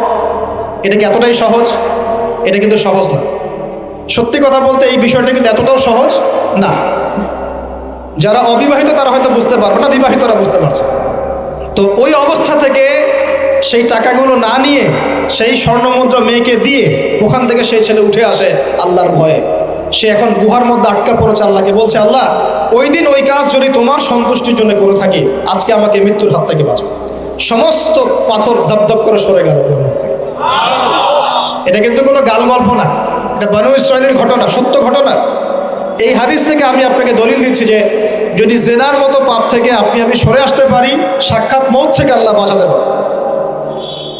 প্রিয় ভাই, সেই যুবক আরশের ছায়া ছায়া পাবে যে তার যৌবনকালটাকে আল্লাহর পথে কাটিয়েছে, এবং যাকে কোনো সুন্দরী মেয়ে জেনার জন্য আহ্বান করে, সে বলে আমি আল্লাহকে ভয় করি। আমরা তওবা করি, আমরা কোনো প্রকার জেনার পাপে যাব না ইনশাআল্লাহ। যদি হারাম কোনো সম্পর্ক থেকে থাকে, আজকেই এই নাম্বার ডিলিট করে ফেলতে হবে। আল্লাহ পাক তৌফিক দেন। ডিলিট করার আগে আবার ফোন করে বলেন না যে আজকে থেকে আর কথা বলবো না, তাহলে এই কথা আর কোনোদিন শেষ হবে না। একবারই বন্ধ, ডিসকানেক্টেড। কার জন্যে? আল্লাহর জন্যে। এবং এটা করার পরে আল্লাহকে বলতে হবে, আল্লাহ শুধু তোমার ভয়ে এবং তোমার সন্তুষ্টি পাওয়ার জন্যে আমি জেনা থেকে বেরিয়ে আসলাম। আল্লাহ তুমি আমাকে হেদায়েত দাও, ঈমান দাও, আমল দাও, এবং তোমার রাস্তায় আমাকে বেহিসাব রিজিক দাও। এবং নেককার কুমারী, নেককার প্রেমময়ী, তাকওয়াবান, মুত্তাকি একজন স্ত্রী আল্লাহ তুমি আমাকে দান করো। ইনশাআল্লাহ আল্লাহ পাক আপনাকে দান করো। আল্লাহ পাক দান করো। আল্লাহ পাকের জমিন প্রশস্ত, আল্লাহর হাত প্রশস্ত। আল্লাহর হাতকে সংকীর্ণ মনে করবেন না, আল্লাহর জমিনকে সংকীর্ণ মনে করবেন না। আল্লাহ পাক যাকে ইচ্ছা বেহিসাব রিজিক দিতে পারে ইনশাআল্লাহ। আল্লাহ পাক আমাদের সবাইকে বেহিসাব রিজিক দান করুন বলি আমিন। আর কে? আর সেই ব্যক্তি যে এত গোপনে দান করে, যার বাঁ হাত জানে না ডান হাত কি দান করেছে, যার বাঁ হাত জানে না ডান হাত কি দান করেছে। আমাদের মতো নয় যে 10,000 টাকা দান করলে সবাইকে না জানানো পর্যন্ত ঘুম হচ্ছে না, এমন নয়। দান এমন গোপনে করে যে তার বাঁ হাত জানে না ডান হাত কি দান করছে। আল্লাহ পাক আমাদের সবাইকে গোপনে দান করার তৌফিক দেয়। এর মানে এই না যে প্রকাশ্যে দান করা যায় না, প্রকাশ্যেও দান করা যায়, অন্যকে উৎসাহিত করার জন্যে প্রকাশ্যেও দান করা যায়, কিন্তু গোপন দান আল্লাহর কাছে অনেক বেশি পছন্দের। আর 7 নাম্বার সেই ব্যক্তি যে নীরবে নিভৃতে গোপনে আল্লাহর কথা স্মরণ করে কাঁদে এবং তার চোখ দিয়ে অশ্রু প্রবাহিত হয়। এই 7 শ্রেণীর মানুষকে আল্লাহ পাক কিয়ামতের মাঠে আরশের ছায়া দিবে ইনশাআল্লাহ। আমরা কি পেতে চাই? আল্লাহ পাক এই আরশ সবার আগে সৃষ্টি করেছেন। তারপর কি সৃষ্টি করেছেন? কলম। কি? কলম। কলম সৃষ্টি করে আল্লাহ পাক বলেছেন উক্তুব, লিখো। কলম বলছে মায়দা আক্তুব, আমি কি লিখবো? আল্লাহ বলছেন কিয়ামত পর্যন্ত যা হবে সব লিখো। লাউহে মাহফুজে কলম লেখা শুরু করেছে, কিয়ামত পর্যন্ত যা হবে সব লেখা হয়ে গেছে। অতএব রিজিক নিয়ে আপনার টেনশন করার কোনো দরকার নাই, যা লেখা হয়েছে পাবেন ইনশাআল্লাহ। যদি হালাল পথে চান হালাল পথে পাবেন, হারাম পথে চাইলে হারাম পথে পাবেন। আপনি যা তাকদিরে আছে এর বাইরে আপনি কিছু পাবেন না, যতই চেষ্টা করেন। আল্লাহ পাক আমাদের সবাইকে তাকদির নিয়ে সন্তুষ্ট থাকার তৌফিক দান করুন। এরপর আল্লাহ পাক এই মহাবিশ্ব সৃষ্টি করেছেন 7 আকাশ 7টা মহাবিশ্ব। কয়টা? 7টা, মাত্র 6 দিনে। কয় দিনে? 6 দিনে। ফি সিত্তাতি আইয়াম, 6 দিনে। আল্লাহ পাকের একদিন কিন্তু আমাদের দিনের মতো নয়। সূরা মাআরিজের মধ্যে আছে আল্লাহ পাকের একদিন আমাদের 50,000 বছরের সমান। কত হাজার বছর? 50,000 বছর। কিয়ামতের মাঠটাও হবে, ওই দিনটাও হবে 50,000 বছর। ওই 50,000 বছরের সমপরিমাণ দিনে কেউ যদি পিপাসার্ত না থাকতে চায়, হাউজে কাউসারের পানি চায়, সে যেন কোনো বেদাতি আমল না করে, নবীর সুন্নতের উপর থাকে। ইনশাআল্লাহ নবী সাল্লাল্লাহু আলাইহি ওয়াসাল্লাম তাকে হাউজে কাউসারের পানি পান করে ইনশাআল্লাহ। ওই 50,000 বছরের সমপরিমাণ দিনে যদি আমরা তীব্র রোদে কষ্ট পেতে না চাই, আরশের ছায়া পেতে চাই, তাহলে এই 7 শ্রেণীর অন্তর্ভুক্ত হওয়ার চেষ্টা করতে হবে। আল্লাহ পাক তৌফিক ইনায়াত করুন। এখন এই মহাবিশ্ব সৃষ্টি করার পর আল্লাহ পাক সব কাজ বুঝিয়ে দিলেন, প্রত্যেকের কাজ প্রত্যেককে বুঝিয়ে দিলেন। কার কি কাজ? সূর্য কি তার কাজ ফলো করছে কি করছে না? চাঁদ তার কাজ পালন করছে না? এই গ্রহ নক্ষত্র তারকাগুলো তাদের কাজ কি করছে না করছে না? সবাই যার যার কাজ পুঙ্খানুপুঙ্খ রূপে করছে। যারা সায়েন্স বোঝেন তারা বুঝবেন, যদি সূর্য যদি 1 বিঘত দূরে চলে যায় তাহলে পৃথিবীর অনেক বড় অংশ বরফে আচ্ছাদিত হয়ে যায়। যদি সূর্য 1 বিঘত কাছে চলে আসে, পৃথিবীর তাপমাত্রা বাড়বে, খরা হবে, পৃথিবী উর্বর থাকবে না, পৃথিবী মরুভূমি হয়ে যেতে পারে। তো মহাবিশ্বের প্রতিটা সৃষ্টি আল্লাহ পাকের আদেশ পালন করে চলে, শুধু 2টা সৃষ্টি করে না। কেন করে না সামনে আসছে। এবার আল্লাহ পাক অন্যান্য মাখলুক সৃষ্টি করেছেন এবং পৃথিবীর জন্য আল্লাহ পাক জিন জাতি সৃষ্টি করেছেন। কোন জাতি? জিন জাতি। পৃথিবী আগে না জিন আগে? বলেন। আগে পৃথিবী। জিন জাতিকে সৃষ্টি করে আল্লাহ পাক পৃথিবীতে থাকার সময় দিয়েছিলেন। তারা তাই করেছিল, আজকের মানুষরা যাই করছে। তারা আল্লাহ পাকের বিরুদ্ধাচরণ করা শুরু করেছে, আল্লাহ পাক তাদেরকে ধ্বংস করে দিয়েছে। তবে একজনকে রেখে দেওয়া হয়েছে। কাকে? তার নাম হচ্ছে ইবলিস। কি নাম? ইবলিস। সে আল্লাহর বড় আবেদ ছিল। আল্লাহর ইবাদত করতে করতে করতে সে এমন একটা মর্যাদা পেয়ে যায় যে ফেরেশতাদের উপরে আল্লাহ পাক তাকে মর্যাদা দিয়ে দিচ্ছে। ফেরেশতাদের সর্দার বানিয়ে দেওয়া হয়েছে। কাকে? ইবলিসকে। আচ্ছা, এবার পৃথিবী কিন্তু তার জায়গায় আছে। পৃথিবী কিন্তু ধ্বংস হয়ে যায় না। পৃথিবী আগে সৃষ্টি করা হয়েছে, ওটা তার জায়গায় আছে। অনেক দিন পর, অনেক দিন বলতে কতদিন আল্লাহ ভালো জানেন, আমরা জানি না। কত লক্ষ বছর, কত কোটি বছর আল্লাহ ভালো জানেন, আমরা জানি না। আমরা জানি সূরা দাহারের 1 নম্বর আয়াত আল্লাহ বলছেন হাল আতা আলাল ইনসান হিনুম মিনাদ দাহর লাম ইয়াকুন শাইআন মাযকুরা। মানুষের উপরে এমন সময় চলে গেছে যে মানুষ একটা আলোচ্য বিষয় ছিল, এই মহাবিশ্বে অস্তিত্বই ছিল না মানুষের। এমন সময় মানুষের উপর চলে গেছে। আমরা এখন মনে করি মানুষই সব কিছু, নাকি? আল্লাহ বলছেন একটা সময় ছিল মানুষের অস্তিত্বই ছিল না। আল্লাহ পাক বহুদিন পরে এবার ফেরেশতাদেরকে ডাকলেন, ডেকে বলছেন ওয়াইজ ক্বালা রাব্বুকা লিল মালাইকা ইন্নী জাইলুন ফিল আরদি খলিফা। হে আমার ফেরেশতারা, আমি ওই জমিনে, পৃথিবীতে, আরদে আমি আমার খলিফা পাঠাতে চাই। কি চাই? খলিফা পাঠাতে চাই। আল্লাহর খলিফাকে এক কথায় যে আল্লাহর হুকুম মেনে চলে, যে আল্লাহর হুকুম মেনে চলে এবং প্রতিষ্ঠা করে, ন্যায় বিচার প্রতিষ্ঠা করে, সে আল্লাহর খলিফা। যে আল্লাহর হুকুম মানে না, প্রচার প্রসার প্রতিষ্ঠাও করে না, ন্যায় বিচারও করে না, সে আল্লাহর খলিফা নয়, শয়তানের খলিফা। কথা ক্লিয়ার? আচ্ছা, এবার ফেরেশতারা কি বলছেন? ফেরেশতারা বলছেন তাজআলু ফিহা মান ইউফসিদু ফিহা ওয়া ইয়াসফিকুদ দিমা। আপনি কি এমন কাউকে সৃষ্টি করতে যাচ্ছেন যে পৃথিবীতে গিয়ে ফিতনা ফাসাদ করবে আর রক্তপাত ঘটাবে? কয়টা কাজ করবে? দুইটা। ফিতনা ফাসাদ করবে, রক্তপাত ঘটাবে। আজকে সারা দুনিয়ায় মানুষ ফিতনা করছে কি না? পরিবেশ বিপর্যয় করছে, পলিটিক্সে ফিতনা, ইকোনমিক্সে ফিতনা, সমাজে ফিতনা, কালচারে ফিতনা, এখন এডুকেশনেও ফিতনা, সবখানেই ফিতনা। তো এইটাই ফেরেশতারা বলেছিলেন যে মানুষ ফিতনা সৃষ্টি করবে আর কি করবে? রক্তপাত ঘটাবে। সারা বিশ্বে রক্তপাত ঘটাচ্ছে কি না মানুষ? ঘটাচ্ছে না? এই তো প্রথম বিশ্বযুদ্ধে কত মানুষ মারা গেছে? 3 থেকে 4 কোটি। 3 থেকে 4 কোটি। নবী সাল্লাল্লাহু আলাইহি ওয়াসাল্লাম এবং সাহাবীরা যত যুদ্ধ করেছেন ইসলামের জন্য, সবগুলো যুদ্ধের পরিসংখ্যান মিলালে 10,000 মানুষও মারা যায় নাই। 10,000ও না। আর তোমাদের শুধু প্রথম বিশ্বযুদ্ধেই 3 থেকে 4 কোটি মানুষ মারা গেছে। সেকেন্ড ওয়ার্ল্ড ওয়ারে মারা গেছে 7 থেকে 8 কোটি মানুষ। ভিয়েতনাম যুদ্ধে এরকম প্রায় 4 থেকে 5 লক্ষ, আরও বেশি হতে পারে। চায়নায়, রাশিয়ায়, আপনার ইতালিতে যে বড় বড় রেভলিউশনগুলো হয়েছে, দেখবেন লক্ষ লক্ষ মানুষ মারা গেছে, লক্ষ লক্ষ। এই যে শুরু হয়েছে ইউক্রেন রাশিয়া, এই যুদ্ধ এত তাড়াতাড়ি থামবে না, এই যুদ্ধ এত দ্রুত বন্ধ হবে না, এটা কন্টিনিউয়াসলি চলতে থাকবে। ওদের প্ল্যান ছিল সিরিয়াকে নিয়ে, সিরিয়াকে কেন্দ্র করে তার একটা মালহামা চেয়েছিল, গ্রেট ওয়ার, বিশ্বযুদ্ধ। ওটা হয়নি, আলহামদুলিল্লাহ হয়নি, আলহামদুলিল্লাহ হয়নি। এখন নতুন পরিকল্পনা হচ্ছে এই যে ইউক্রেন রাশিয়া ইস্যু নিয়ে সারা ওয়ার্ল্ডে একটা ফিতনা সৃষ্টি করে। অলরেডি তারা ফিতনা সৃষ্টি করেই ফেলেছে। গ্যাসের দাম বেড়ে গেছে, তেলের দাম বেড়ে গেছে, এক্সপোর্ট ইম্পোর্ট কলাপস করছে, অনেক সমস্যা হচ্ছে। এবং এটাকে জিয়ে রাখা হচ্ছে অস্ত্র দিয়ে, প্রযুক্তি দিয়ে, হ্যাঁ, ট্যাঙ্ক দিয়ে, সমরাস্ত্র দিয়ে ওরা জিয়ে রাখছে যুদ্ধটাকে, যে চলুক, কন্টিনিউয়াসলি চলতে থাক। কারণ তাদের উদ্দেশ্য হচ্ছে পুরো বিশ্বে একটা ম্যাসাকার যুদ্ধ লাগানো। এটা আস্তে আস্তে আপনারা বুঝতে পারবেন, আমাকে কিছুই বলতে হবে না, আস্তে আস্তে আপনারা এমনি বুঝতে পারবেন। সারা বিশ্বে একটা গ্রেট ওয়ার হতে পারে, যেটাকে মিলিটারি অ্যাফেয়ার্স যারা বুঝেন তারা বলেন যে নিউক্লিয়ার ওয়ার বা পারমাণবিক যুদ্ধের কথা বলেন। এটা কিন্তু আমাদের দরজায় দাঁড়িয়ে আছে। আমরা দোয়া করি এমনটা না হোক, কিন্তু হতে পারে। আমরা দোয়া করি এমনটা না হোক, কিন্তু হতে পারে। হলে কি হবে সেই চিন্তা আমাদের করতে হবে। তো যারা বলে ইসলাম তরবারির জোরে ছড়িয়েছে, তাদের এইসব কথা বলার কোনো অধিকার নাই, এদের লজ্জা করা উচিত। কারণ শুধু ফার্স্ট ওয়ার্ল্ড ওয়ারেই 3 থেকে 4 কোটি মানুষকে তারা মেরে ফেলেছে। আমরা কি তরবারের জোরে ইসলাম প্রচার করেছি, নাকি আদর্শের জোরে হয়েছে? আদর্শ দেখে, মুসলিমদের চরিত্র দেখে, তাদের চারিত্রিক মাধুর্য দেখে, কোরআন সুন্নাহর প্রামাণ্যতা দেখে লক্ষ লক্ষ মানুষ ইসলাম কবুল করেছে, আলহামদুলিল্লাহ। এখনও করছে, আলহামদুলিল্লাহ।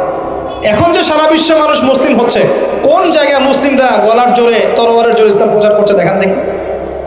এখন কি বিশ্বে মানুষ মুসলিম হচ্ছে না? হচ্ছে কি না? পশ্চিমা সভ্যতার মানুষরা মুসলিম হচ্ছে না? এখন কি আমরা যুদ্ধ করছি? তরবারি দিয়ে ওদেরকে ধরে রেখেছি, এই ইসলাম কবুল কর, এটা বলেছে? প্রিয় ভাইয়েরা, এটা বলতে চাচ্ছিলাম, ফেরেশতারা বলেছেন রক্তপাত ঘটাবে আর ফাসাদ সৃষ্টি করবে। তারা কি সঠিক না ভুল? ফেরেশতারা সঠিক না ভুল? সঠিক। তারা কি গায়েব জানতেন? উত্তর না। তারা কিসের আলোকে বলেছেন? ওই যে বাসিরা, দূরদর্শিতা। জিন জাতি যা করেছে এরা তো তাই করতে পারে। আল্লাহ পাক কি বলছেন? আল্লাহ পাক বলছেন ইন্নী আ'লামু মা লা তা'লামুন, আমি যা জানি তোমরা তা জানো না। মানে আমার অনেক শুকরগুজার বান্দা থাকবে যারা আমার আনুগত্য করবে, আমার বিরুদ্ধাচরণ করবে। আমরা ওই বান্দাদের অন্তর্ভুক্ত হতে চাই, আল্লাহ পাক কবুল করুন বলিয়া। এটা বলে রাখি, জান্নাতের 120টা কাতার হবে। কয় কাতার? 120 কাতার। এর মধ্যে 80টা কাতার হবে উম্মতে মুহাম্মাদের মধ্য থেকে, আলহামদুলিল্লাহ। এবার আল্লাহ পাক আদম আলাইহিস সালামকে সৃষ্টি করলেন নিজ হাতে। সূরা সাদের মধ্যে আল্লাহ পাক বলেছেন খালাকতু বিয়াদাই, আমি নিজ হাতে ওকে সৃষ্টি করেছি। আল্লাহর হাত কেমন সেটা ব্যাখ্যা করার দরকার নাই, এগুলো নিয়ে চিন্তা করতে যাবেন না। আল্লাহ পাকের মতোই কারোর সাথে সাদৃশ্যপূর্ণ নন। আল্লাহ পাক এবার আদম আলাইহিস সালামকে সৃষ্টি করে নাম শিক্ষা দিলেন। ওয়াল্লামা আদম আল আসমাআ কুল্লাহা, এই মহাবিশ্বের যত জ্ঞান আল্লাহ পাক আদম আলাইহিস সালামকে শিক্ষা দিলেন। বলেন সুবহানাল্লাহ। এখান থেকে দলিল পেলাম আমাদের পিতা বানর থেকে হয় নাই, আমাদের পিতাকে আল্লাহ পাক সৃষ্টি করেছে। আমাদের পিতাকে কে সৃষ্টি করেছেন? আল্লাহ রাব্বুল আলামিন। তাও আবার নিজ হাতে, মানে কি? ভালোবাসা দিয়ে, ভালোবেসে, মহব্বতের সাথে। এই খলাকতু বিয়াদাই, আমি নিজ হাতে সৃষ্টি করেছি, এই কথা মানুষ ছাড়া, আদম আলাইহিস সালাম ছাড়া অন্য কারোর জন্য আল্লাহ পাক বলেন নাই। অন্য সবার জন্য আল্লাহ পাক বলেছেন ইদা আরাদা শাইআন আইয়াকুল লাহু কুন ফায়াকুন। যখন আল্লাহ পাক কিছু করতে চান খালি বলেন কুন, হও, ফায়াকুন, হয়ে যায়। ওখানে আল্লাহ পাক বলেন নাই সাগর সৃষ্টি করেছে হাত দিয়ে, এই গ্রহ নক্ষত্র সৃষ্টি করেছে আমার হাত দিয়ে। আল্লাহ পাক এমনটা বলেন নাই। আদম আলাইহিস সালামকে আল্লাহ পাক কত মহব্বত করেন, আল্লাহ পাক বলছেন যে আমি তাকে আমার নিজ হাতে সৃষ্টি করেছি। আর আজকে তোমরা শেখাচ্ছ মানুষকে, আস্তাগফিরুল্লাহ, যে মানুষ বানর থেকে হয়েছে। কত বড় কুফরি, কত বড় শিরক, কত বড় লজ্জা। নিজের সম্মান মানুষ নিজেভাবে নষ্ট করতে পারে, নিজের সম্মান নিজে নষ্ট করতে পারে। আমাদেরকে আল্লাহ সৃষ্টি করেছেন আদম আলাইহিস সালাম থেকে। তারপরে যান, শুধু সৃষ্টি করেন নাই, আল্লাহ পাক সমস্ত নাম শিক্ষা দিয়েছেন। নাম মানে এখানে শুধু নাম, মঙ্গল, নেপচুন, প্লুটো এগুলো না। নাম মানে হচ্ছে জ্ঞান। নাম মানে কি? জ্ঞান। একটা এক্সাম্পল দেই, যখন আপনি বাচ্চাকে বলেন যে A for Apple, A for কি? অ্যাপল যে শেখাচ্ছেন, অ্যাপল বলতে কিন্তু সে শুধুমাত্র একটা ওয়ার্ড শেখে না, ও কিন্তু শেখে অ্যাপল মানে একটা এমন কিছু যেটা খেতে হয়। কি করতে হয়? খেতে হয়। যখন আপনি শেখান এ ফর অ্যান্ট, ও বুঝতে পারে অ্যান্ট হচ্ছে একটা সৃষ্টি, এটা চলাচল করে, কালো কালো দেখতে। ও কিন্তু মাথার মধ্যে ওটা ছবি এঁকে নেয়। তো এটা নাম মানে শুধু নাম না, জ্ঞান। আল্লাহ পাক আদম আলাইহিস সালামকে সমস্ত জ্ঞান শিক্ষা দিলেন। আল্লামাল ইনসান মা লাম ইয়ালাম, আল্লাহ বলছেন আমি মানুষকে সেই জ্ঞান শিক্ষা দিয়েছি যা মানুষ জানতো না। মানে আমরা সৃষ্টিগতভাবে জ্ঞানী ছিলাম না, আল্লাহ পাক জ্ঞান শিক্ষা দিয়েছেন। কোন জ্ঞান শিক্ষা দিয়েছেন? যে জ্ঞান ফেরেশতাদেরও ছিল না। বলেন সুবহানাল্লাহ। আল্লাহ পাক জ্ঞান শিক্ষা দিয়ে ফেরেশতাদের সামনে নিয়ে গিয়ে বলছেন তোমরা এই নামগুলো বলো দেখি। ফেরেশতারা বলছেন লা ইলমা লানা ইল্লা মা আল্লামতানা, আল্লাহ আমাদের তো সেই জ্ঞান নাই, যা আপনি শিখিয়েছেন অতটুকুই জানি, এর বেশি জানি না। এবার আল্লাহ পাক বলছেন ইয়া আদম আম্বিহুম বিআসমাইহিম, আদম তুমি সব নাম বলে দাও দেখি। আদম আলাইহিস সালাম সমস্ত নাম ধর করে সব বলে দেন। আমাদের পিতা জ্ঞানী ছিলেন না? ছিলেন না? আল্লাহ পাক নিজে তাকে জ্ঞান শিক্ষা দিয়েছে। আর আমরা বলছি মানুষ আস্তাগফিরুল্লাহ অন্য প্রাণী থেকে আসছে। সুবহানাল্লাহ, কত অদূরদর্শী মানুষেরা, কত সুদূর প্রসারী একটা কুফরি মতবাদ। এবার আল্লাহ পাক আদম আলাইহিস সালামকে বলছেন তুমি নাম বলে দাও, তিনি সব নাম বলে দিলেন। এবার গিয়ে আল্লাহ পাক ফেরেশতাদেরকে বলছেন এবার তোমরা একটা কাজ করো, ইয কুলনা লিল মালাইকাতি ইসজুদু লি আদম, তখন আল্লাহ পাক বলছেন যে আমি ফেরেশতাদেরকে বললাম তোমরা সবাই এখন আদমকে সিজদা করো। বলেন সুবহানাল্লাহ। কত সম্মান আমাদের পিতার। মহাবিশ্বে ফেরেশতাদের সামনে আল্লাহ পাক তাকে সিজদা করালেন ফেরেশতাদেরকে দিয়ে। ফাসাজাদু, সবাই সিজদা করলো, ইল্লা ইবলিস। কে সিজদা করলো না? ইবলিস। এখানে একটা বিষয় মনে রাখেন, আমাদের পিতাকে কিসের কারণে সম্মানিত করা হয়েছে? শারীরিক গঠন, চেহারার সৌন্দর্য, টাকা পয়সা, রিজিক, কোনটার কারণে? এইটাই মনে রাখবেন। মুসলিম উম্মাহ যদি আজকে সারা বিশ্বের নেতৃত্ব দিতে চায়, সবাইকে জ্ঞানী হতে হবে, জ্ঞানের বিপ্লব ঘটাতে হবে। বলেন সুবহানাল্লাহ, বলেন আমিন। এই জ্ঞানের বিপ্লব ঘটাতে পারলে ইনশাআল্লাহ মুসলিম উম্মাহ আবার সেই জায়গায় যাবে যেখান থেকে আমরা এসেছি। জ্ঞান ছাড়া আমরা কিচ্ছু করতে পারবো না। আর এই জ্ঞান মানে শুধু একমুখী শিক্ষা নয়, জেনারেল শিক্ষা, ইসলামিক শিক্ষা, এই দুটাকে হারমোনিয়াসলি কম্বাইন্ড করতে হবে, করে এমন জ্ঞান অর্জন করতে হবে যে জ্ঞান দিয়ে বিশ্বকে আমরা চ্যালেঞ্জ করতে পারি। এটাই এই বিশ্বের সবচেয়ে বড় চ্যালেঞ্জ এখন, মুসলিমদের সবচেয়ে বড় চ্যালেঞ্জ এখন এটাই, ইসলামিক শিক্ষা এবং জেনারেল শিক্ষাকে একত্রিত করে এমন প্রজন্ম তৈরি করা যে প্রজন্ম আগামী দিনে উম্মাহকে নেতৃত্ব দেবে ইনশাআল্লাহ। এই একটা কাজ যদি কেউ করে যেতে পারে, আল্লাহ পাক তৌফিক দেখ, আমরা দোয়া করে আল্লাহ পাক এমন নেতা আমাদের উপরে নিয়ে আসুক যারা এরকম প্রজেক্ট লঞ্চ করতে পারে। বলেন আমিন। দোয়া করতে কোনো সমস্যা? অথবা যদি কেউ হাল না ধরে, আল্লাহ পাক যেন এমন কিছু মানুষ তৈরি করে দেন যারা এই জ্ঞানতাত্ত্বিক বিপ্লব নিয়ে কাজ করবে ইনশাআল্লাহ। এটা সবচেয়ে ইম্পর্টেন্ট কাজ এখন, না হলে আজকে থেকে 20-30 বছর পরে এই প্রজন্মকে আপনি আর খুঁজে পাবেন না। দেখবেন এমন প্রজন্ম চলে আসছে যারা বলবে আল্লাহর সাথে আমাদের কোনো সম্পর্ক নাই, নামাজ পড়বে না, রোজা রাখবে না, যাকাত দিবে না, আল্লাহকে চিনবে না। দেখে নিয়েন, আমরা দোয়া করি এমনটা না হোক, কিন্তু যদি আমরা হাল ছেড়ে দিই এখন, এমনটাই হবে সব। এটা খিদিরের দৃষ্টিভঙ্গি দিয়ে আপনাদেরকে বললাম। জ্ঞানতাত্ত্বিক রেভলিউশন দরকার। যদি কেউ কোনো উদ্যোগ না গ্রহণ করে, অ্যাটলিস্ট বাসায় পারিবারিকভাবে হলেও আপনাকে শেখাতে হবে সন্তানকে, কোনো অপশন নাই। এবার ফাসাজাদু, সবাই সেজদা করেছে ইল্লা ইবলিস, ইবলিস করে নাই। কেন করছে না ইবলিসের সমস্যাটা কি? ইবলিসকে আল্লাহ পাক জিজ্ঞাসা করছেন, মা মানাআকা আল্লা তাসজুদা ইযা আমারতুক, আমি তোমাকে আদেশ করলাম আদমকে সেজদা করতে, কে তোমাকে নিষেধ করলো সেজদা করতে? ইবলিস বলছে, বেশি চালাক, বেশি বোঝে যারা, অতিরিক্ত বুদ্ধিজীবী। ইবলিস ছিল বেশি বুদ্ধিজীবী। ইবলিস ছিল কি? অতিরিক্ত মাত্রার বুদ্ধিজীবী। আছে না আমাদের সমাজের এরকম কিছু মানুষ? ও বলছে খালাকতানি মিন নার, আমাকে সৃষ্টি করেছেন আগুন দিয়ে। আগুন তো সুপিরিয়র মাটির চাইতে। ও খালাকতাহু মিন তিন, আর আপনি এই আদমকে সৃষ্টি করেছেন মাটি থেকে, কাদা মাটি দিয়ে।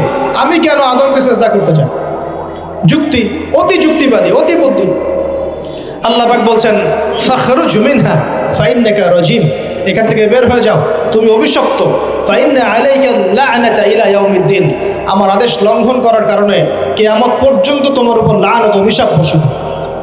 আল্লাহ পাক তাড়িয়ে দিলেন, একদম থ্রোন অ্যাওয়ে। আমরা বলি না আউযু বিল্লাহি মিনাশ শাইতানির রাজিম, রাজিম শব্দের মানে হচ্ছে বিতাড়িত, থ্রোন অ্যাওয়ে, কার্সড, যাকে অভিশাপ করা হয়েছে।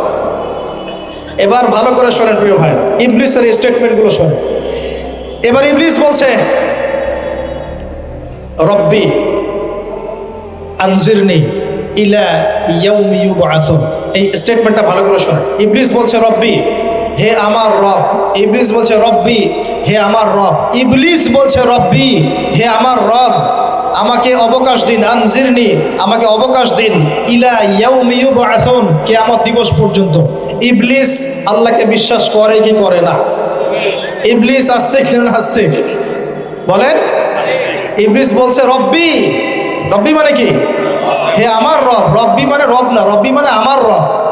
রব্বুন মানে রব, রব্বুহু তার রব, রব্বুহুম তাদের রব, রব্বুকা মানে তোমার রব, রব্বুকুম মানে তোমাদের রব, রব্বি মানে কি? আমার রব, রব্বুনা আমাদের রব। এটা গ্রামার, বুঝতে পারছেন? ইবলিস বলছে রব্বি মানে কি? হে আমার রব, আনজিরনি, আমাকে অবকাশ দিন, ইলা ইয়াউমি ইউবআসুন, কিয়ামত দিবস পর্যন্ত। ইবলিস আস্তিক না নাস্তিক? তাহলে এখন বলেন তো, আমরা যারা দুনিয়াতে আল্লাহকে অস্বীকার করছি, তারা ইবলিসের চেয়ে বড় না ছোট? দলিল দিলাম তো, নাকি এমনি এমনি বললাম? আচ্ছা, আল্লাহ পাক বলছেন যাও, ফাইন্নাকা মিনাল মুনজারিন, তোমাকে অবকাশ দেয়া হলো। কারণ কিয়ামত পর্যন্ত সময় আল্লাহর কাছে খুব বেশি কিছু না, একদিনেরও কম, অল্প সময়, একটা সকাল একটা সন্ধ্যার মতো। ঠিক আছে, দিলাম, যাও। এবার ইবলিস চ্যালেঞ্জ করছে। এই চ্যালেঞ্জটা আমাদের সবাইকে মনে রাখতে হবে, সারা জীবন ইবলিসের এই স্টেটমেন্টটা মনে রাখতে হবে। সেটা কি? ইবলিস বলছে ফাবিমা আগওয়াইতানি, সূরা আরাফ পড়ে দেখবেন। ইবলিস বলছে ফাবিমা আগওয়াইতানি, আপনি যে আদমের কারণে আমাকে আজকে বের করে দিলেন জান্নাত থেকে, লাআকুদান্না লাহুম সিরাতাকাল মুস্তাকিম, আমি সেই আদমের সরল পথে ওত পেতে বসে থাকবো, চুপটি ঘাপটি মেরে বসে থাকবো, ঘাপটি মেরে ওর জন্য বসে থাকবো। আর সুম্মা লাতিয়ান্না মিন বাইনি আইদিহিম, আমি অবশ্যই তার সামন থেকে আসবো। সুম্মা লাতিয়ান্নাহুম মিন বাইনি আইদিহিম, আমি আদম সন্তানদের সামন থেকে আসবো, সামন থেকে মানে সরাসরি ওয়াসওয়াসা দিব। ওয়া মিন খালফিহিম, পেছন থেকে আসবো মানে পিছন থেকে ওয়াসওয়াসা দিব। ওয়া আন আইমানিহিম, ডান দিক থেকে ওয়াসওয়াসা দিব। ওয়া আন শামাইলিহিম, বাম দিক থেকে আসবো। ওয়ালা তাজিদু আকসারাহুম শাকিরিন, আপনি বেশিরভাগ আদম সন্তানকে শুকরগুজার পাবেন না। ইবলিস ঠিক বলেছে না ভুল বলেছে? বেশিরভাগ মানুষ নামাজ পড়ে না, বেশিরভাগ মানুষ সুদ খায় কি খায় না, বেশিরভাগ মেয়ে এখন বেপরদায় চলে কি চলে না, বেশিরভাগ মানুষ এখন অন্যায় করে কি করে না, বেশিরভাগ মানুষই আল্লাহ থেকে দূরে চলে। ইবলিস কিন্তু ঠিকই বলেছে, ঠিক বলে নাই? আচ্ছা, আল্লাহ পাক বলছেন ঠিক আছে যাও, তোমার চ্যালেঞ্জ তোমার জায়গায়, তবে আমার বান্দারা যদি সারা জীবনও অন্যায় করার পরে একবার, যদি খালি একটা বার মন থেকে তাওবাতুন নাসুহা মানে প্রকৃত তওবা করে, খালেস তওবা করে, আল্লাহর কাছে ফিরে আসে, বলে আস্তাগফিরুল্লাহ, আল্লাহ আমাকে মাফ করে দাও, রব্বিগফির ওয়ারহাম, আল্লাহ মাফ করো, ক্ষমা করো, আস্তাগফিরুল্লাহাল্লাযী লা ইলাহা ইল্লা হুয়াল হাইয়ুল কাইয়্যুম ওয়া আতুবু ইলাইহি, বা আমার কাছে একটা বার যদি মাফ চায়, ক্ষমা চায়, তার সারা জীবনের গুনাহ আমি মাফ করে দেব ইনশাআল্লাহ। আর কি চাই? ওই যে বললাম না, আমাদেরকে ভালোবেসে আল্লাহ সৃষ্টি করছে। এবার ইবলিস চলে গেল, আর আদম আলাইহিস সালামের পাঁজর থেকে আল্লাহ পাক সৃষ্টি করলেন হাওয়া আলাইহিস সালাম। বলে সুবহানাল্লাহ। কারণ সঙ্গিনী ছাড়া আমরা চলতে পারবো না। পারবো? যারা চিরকুমার সঙ্গে নাম লেখাচ্ছ, এগুলো থেকে বের হয়ে আসো। এখন চিরকুমার থাকার টেন্ডেন্সি মানুষের। চিরকুমার থাকতে হবে কেন? সঙ্গীর দরকার আছে কি নাই? আছে। একা একা লাগে, মানুষ একা একা চলতে পারে না। ইব্রাহিম আলাইহিস সালাম একা চলে আসছেন, তার সাথে সারা আলাইহিস সালাম ছিলেন। আমাদের নবীজি যখন একা, তার সাথে খাদিজা রাদিয়াল্লাহু আনহা ছিলেন। ঠিক আছে? ঠিক একইভাবে আদম আলাইহিস সালাম একা একা জান্নাতে, আল্লাহ পাক তার পাঁজর থেকে সৃষ্টি করলেন কাকে? হাওয়া আলাইহিস সালাম। বলে রাখি, হাওয়া আলাইহিস সালাম ছিলেন পৃথিবীর সবচেয়ে সুন্দরী নারীদের একজন। দুজন নারীকে সবচেয়ে সুন্দরী বলা হয়। কয়জন? একজন হাওয়া আলাইহিস সালাম, আর একজন ইব্রাহিম আলাইহিস সালামের স্ত্রী সারা আলাইহিস সালাম। মনে থাকবে?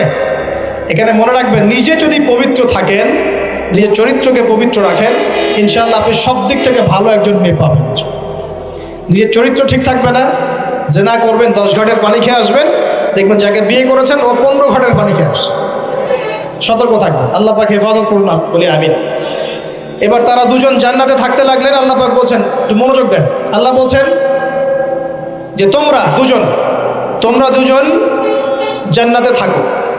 ফাকুলা মিনহা রাগাদান হাইসু শি'তুমা, জান্নাতে যা ইচ্ছা তোমরা খাও, কোনো সমস্যা নেই, থাকো, খাও।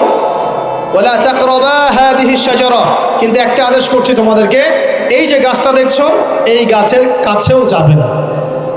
শব্দগুলো বোঝার চেষ্টা করো। আল্লাহ পাক বলছেন না যে গাছের ফল খাবে না, আল্লাহ পাক বলছেন গাছের কাছেও যাবে না। ঠিক যেমন আল্লাহ বলছেন ওয়ালা তাকরাবু আমওয়ালাল ইয়াতীম, এতিমের মালের কাছেও যাবে না। আল্লাহ বলছেন না এতিমের মাল খেও না। আল্লাহ বলছেন ওয়ালা তাকরাবু জিনা, জেনার কাছেও যেও না। আল্লাহ কিন্তু বলছেন না জেনা করো না। ঠিক একই ভাষায় আল্লাহ পাক বলছেন ওয়ালা তাকরাবা হাদিহি শাজারা, তোমরা দুজন এই গাছের কাছেও যাবে না। That's all. আর কোনো সমস্যা নেই, জান্নাতে থাকো। এবার তারা জান্নাতে থাকতে লাগলেন। থাকতে থাকতে এক পর্যায়ে ইবলিস ওয়াসওয়াসা দেওয়া শুরু করলো। কি ওয়াসওয়াসা দিল যে আমাদের পিতামাতা সেখানে চলে গেলেন? ভাবার বিষয় তো নাকি? কি এমন বললো ইবলিস যে তা আমাদের পিতামাতা রিসিভড হয়ে গেলেন? এই কথাটা আছে সূরা তাহায়। কোন সূরা?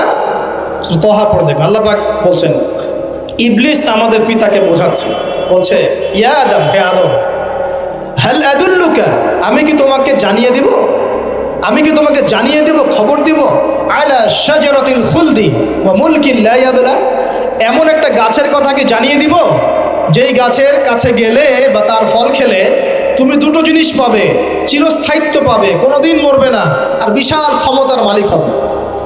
অন্য আয়াতে আসছে যে তোমরা ফেরেশতা হয়ে যাবে। এই দুটো কথা। তাহলে কি প্রলোভন দিল? চিরস্থায়িত্বের প্রলোভন এবং কি অমরত্বের প্রলোভন। অমরত্ব এবং ক্ষমতা। একটু মনোযোগ দেন, এই দুনিয়াতে যারা আল্লাহর পথ থেকে বিচ্যুত হয়ে গেছে, বেশিরভাগ এই দুটো ক্ষমতার ফাঁদে, না হলে দুনিয়ার এই যে মোহ, অমরত্ব, দুনিয়ার জীবন নিয়ে পড়ে থাকা, এই দুনিয়ার প্রেমেই মানুষ নিজের পথ হারিয়ে ফেলেছে। এই দুটোই হয়েছে। এক পর্যায়ে পিতা মাতা চলে গেলেন, ফল খেয়ে ফেললেন, যদিও বা ফল খাওয়ার কথাটা কোরআনে নাই। কোরআনে আছে তারা গাছের কাছে চলে গেলেন। কি হলো গাছের কাছে যাওয়ার পরে? ফালাম্মা যাকাশ শাজারা, আল্লাহ পাক বলছেন যখন তারা গাছের কাছে চলে গেলেন, ভাই লক্ষ্য করেন, যখন তারা গাছের কাছে চলে গেলেন, প্রথম যে ঘটনা ঘটলো, বাদাত লাহুমা সাওআতুহুমা, তাদের যে কাপড় ছিল জান্নাতের কাপড়, গায়ে কাপড়টা ধাপাস করে খুলে পড়ল। এখানে যদি আপনার কাপড়টা খুলে যায় কেমন লাগবে? বা কেউ যদি জোর করে কাপড় আপনার খুলে ফেলে কেমন লাগবে? কেউ যদি 10 জন জোর করে ধরে আপনার কাপড় খুলে দেয় কেমন লাগবে? আপনি নিজের জীবনের চাইতে বেশি কাপড়টা ধরে রাখার দিকে মনোযোগী হবেন না? আমাদের পিতা মাতাকে শয়তান জান্নাতে ফেরেশতাদের সামনে নগ্ন করে দেবে, কাপড় খুলে পড়ে গেল। তার মানে জান্নাতে আমাদের পিতা মাতাকে নগ্ন করেছে কে? ইবলিস। তাহলে দুনিয়াতে যারা এখন আমাদের গা থেকে কাপড় খুলতে চায়, বেপর্দায় চলতে চায়, পর্দাকে কুপ্রথা বলে, কুসংস্কার বলে, যারা বলে যে অশ্লীলতার বিপ্লব ঘটুক, পোশাকের কোনো বাধা ধরা নিয়ম না থাকুক, সবাই স্বাধীন, যারা নগ্নতা অশ্লীলতার প্রচার প্রসার চায়, যারা মুসলিমদের গা থেকে কাপড় খুলতে চায়, এরা তাহলে কার হয়ে কাজ করছে? যেই কাজ শয়তান করেছে জান্নাতে, ওই কাজই তারা করছে এখন জমিনে। কথা কি প্রমাণ করতে পারলাম? প্রথম দুর্ঘটনা কোনটা? প্রথম দুর্ঘটনা এটা নয় যে তারা আল্লাহর হুকুম আহকাম ত্যাগ করেছেন, আল্লাহকে অস্বীকার করেছেন, কুফরি করেছেন, শিরিক করেছেন, এগুলো হয়নি প্রথমে।